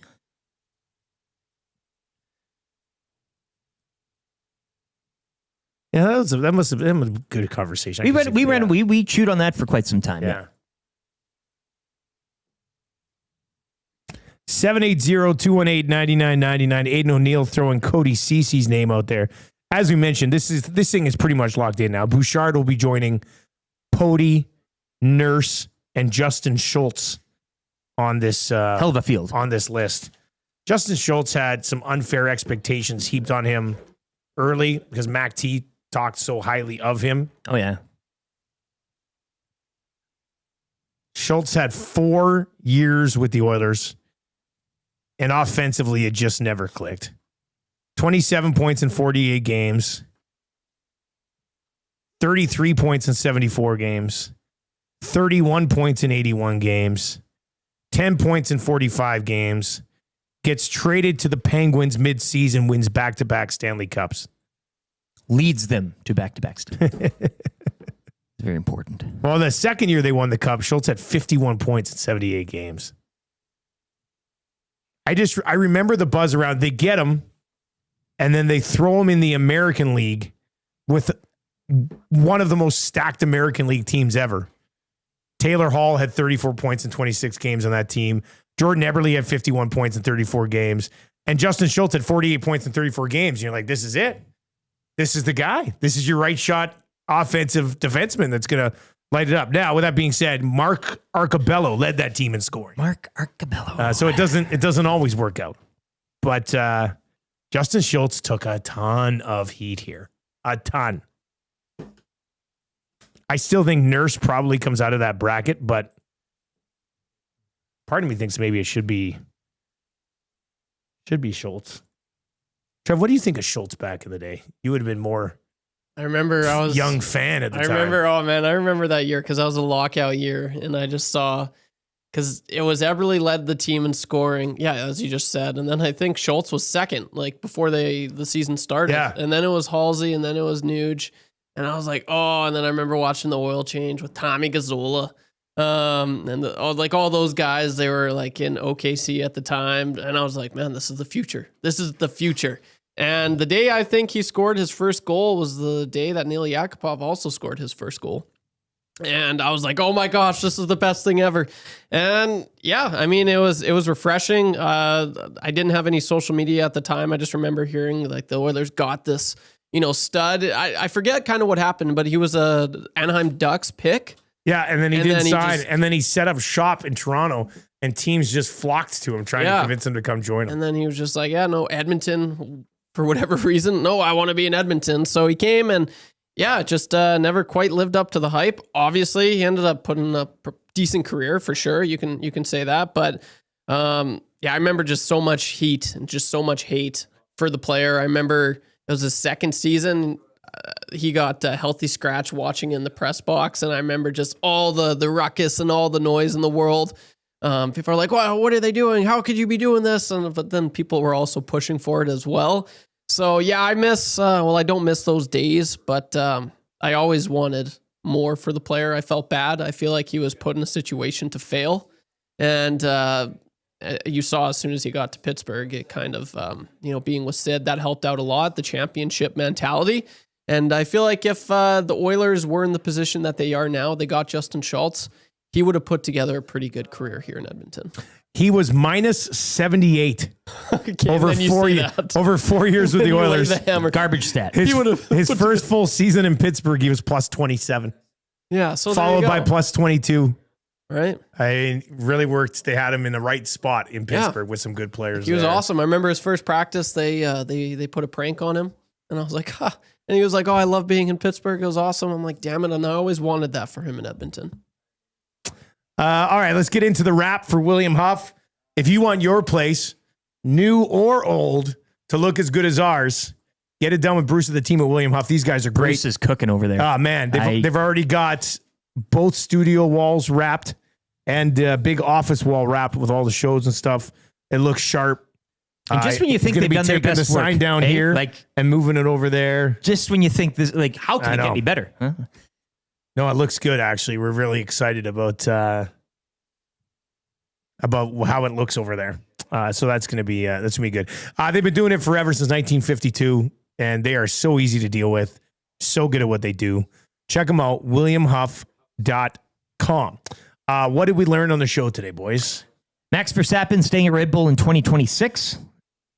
And I guess the most important thing I learned was before the show this morning and YouTube Trev's week off and his fine Asian cuisine that he dined in on. It was just, that was the highlight of an otherwise soggy trip. Oh, you can eat sushi, baby. Yeah. I love me some sushi. Oh my gosh. That's one thing I miss back home. The sushi, whatever the reason is, they just, I don't know. You ever have, well, no, you wouldn't have sushi. Yeah, go ahead, Trev, ask me.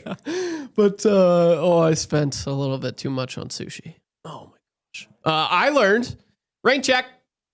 I'm going to have a rain check. Came from a baseball term. Yeah. And in the 1900s, that term was developed. And is that the word? I learned that people still go beyond making out at movies, which totally threw me off guard today when he said, they had to ask them to stop doing what they were doing at the movie theater. And I thought maybe it was just kids being loud and on their phones, but it was actually some teenagers hot and heavy necking at the movie theater. Probably more, as he kind of alluded to. Yeah. What is this, a Phillies Yankees He referred game? to it as like soft coreish, which I was just like, what? At a movie theater? Come on. Yeah. That's crazy. That's something. That's crazy talk. I never kissed a girl in the theater. No? No. Really? No, not once. I mean, part of me, that doesn't surprise me with your generation. What? Well, all my friends were doing it. I was the one. Oh, were your friends all doing it? Yeah. Except me. I kiss girls at movie theaters. Actually? Yeah, Trev. I'll tell you about it later. Okay, cool. You're so funny. Actually, no, I'm making it up. All right, let's get to your sound of the day today. This is our moving song. Where's the moving song here? Where is it? Here it is. We put this together and it banged it out perfectly. Boxes stacked high, the movers arrive. Labels on each one, like a puzzle to survive. Tables and chairs in a new formation. Excited whispers in the halls of our new station. Pens and paper sorted by color. Maps of the floor where we'll conquer. New spaces, new faces, a brand new page. Let's make this place our home away from home. Our business is moving to a new office. We're packing up, getting ready to relocate. Opportunities, fresh starts, let's make it happen. Together we'll thrive in our new setting.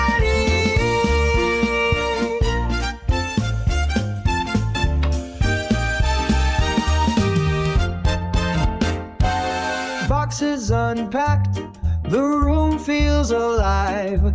Coffee machines now part of the drive. Meetings in the atrium, under the glass dome. New friends, new challenges, a brand new home. Pens and paper sorted by color. Maps of the floor where we'll conquer. There you go. That is your sound of the day today. Oh, and the wide shot too. The way too high wide shot. I love it. That's talk about a fisheye. That is good. I like it a lot. All right, let's get to your text of the day today. Let's go to Scalding Gorge. Going to go in the mix for text of the year. This is in reference to the Happy Gilmore 2 movie. The Gator ate the good script. I like it. That's kind of funny. Then they just do something together. I would still say you should watch it. Like if you like the first one, limit your expectations, but I would probably still suggest you watch it. You can't complain unless you watch it. There were some good laughs in there.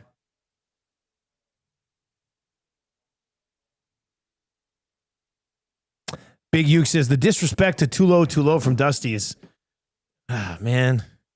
There's lots going on. Busy show. Yeah. It's kind of a Will thing. Like I don't want to steal. No. I don't want to steal Will's things. Yeah.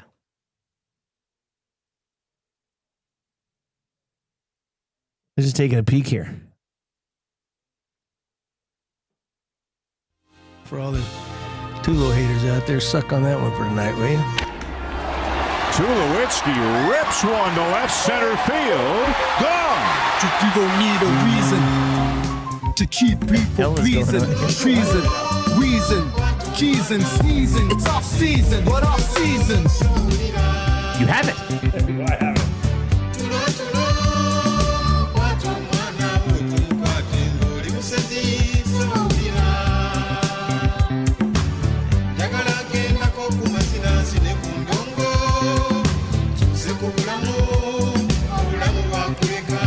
It's 6 minutes. The song.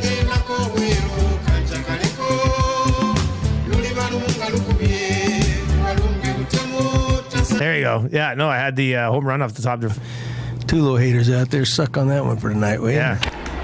For all you Tulo haters, was he a whipping boy? Suck on that one. Was he a whipping boy? He must have been if Gibby said that. All right, what are we watching tonight, boys? Jays Orioles, 4:35 later this afternoon. Classic 4:35 start. Yeah. Reed Wilkins show will be live on location at Boston Pizza Westgate, where that game will be on. We will be live at Boston Pizza Westgate from 11 until 6 today, so that the movers can get in and take all of our main stuff over to the new office. But we will be live all day. And if you want to pop by Boston Pizza Westgate for lunch today or anytime throughout the day, we will be there from 11 until 6 today. I will probably literally be watching paint dry tonight. Come back in and try to cover these walls a little bit more. Keep the lights dimmed, and it looks just when you first glance, you're like, "Oh, it looks fine," and then you're like, "Don't stare I see too spots." long." Yeah. But the one thing I've learned about paint is if you put more on, it covers up things underneath it. Yeah. Just be quiet when you're watching it dry. You don't want to talk. Don't want to be too loud. That's the last. Don't want to be thing. too loud here. All right, that's gonna do it for us. The Hangout's coming up next. It's been a good go in this studio, eh? Had some good times in this studio. Lots of memories, boys. Yeah. Thanks for everything. Favorite memory of the studio, probably Gentleman's Sweep Show. Yeah, I think so. Yeah, I mean, performing the A&W song was pretty good too. That was good. That was good. First Christmas show. That one. First Christmas show was good. All the beers of the week. Yeah. Yeah. You've been a good studio. You can rest now. Okay? You've done your job. The old gal? You can rest. She's what if done there's a great two men job. sleeping at the new studio today, hey? Yeah. God, wouldn't that be something? Oh, geez. Yeah. Listen to Keep it Tommy. going. All right. That's going to do it for us. I will be at Boston Pizza Westgate, 11 o'clock today for the Lock Shop. Hangout is coming up next. If you're listening on TuneIn or iHeart or EdmontonSportsTalk.com, Hangout will be going in less than 5 minutes. If you're watching over on YouTube, turn on autoplay. That'll take you right on over to the Hangout as well. And the Nielsen Show will talk to you tomorrow morning from our new studio. For Trev, LTE, I'm Dusty. Take it easy.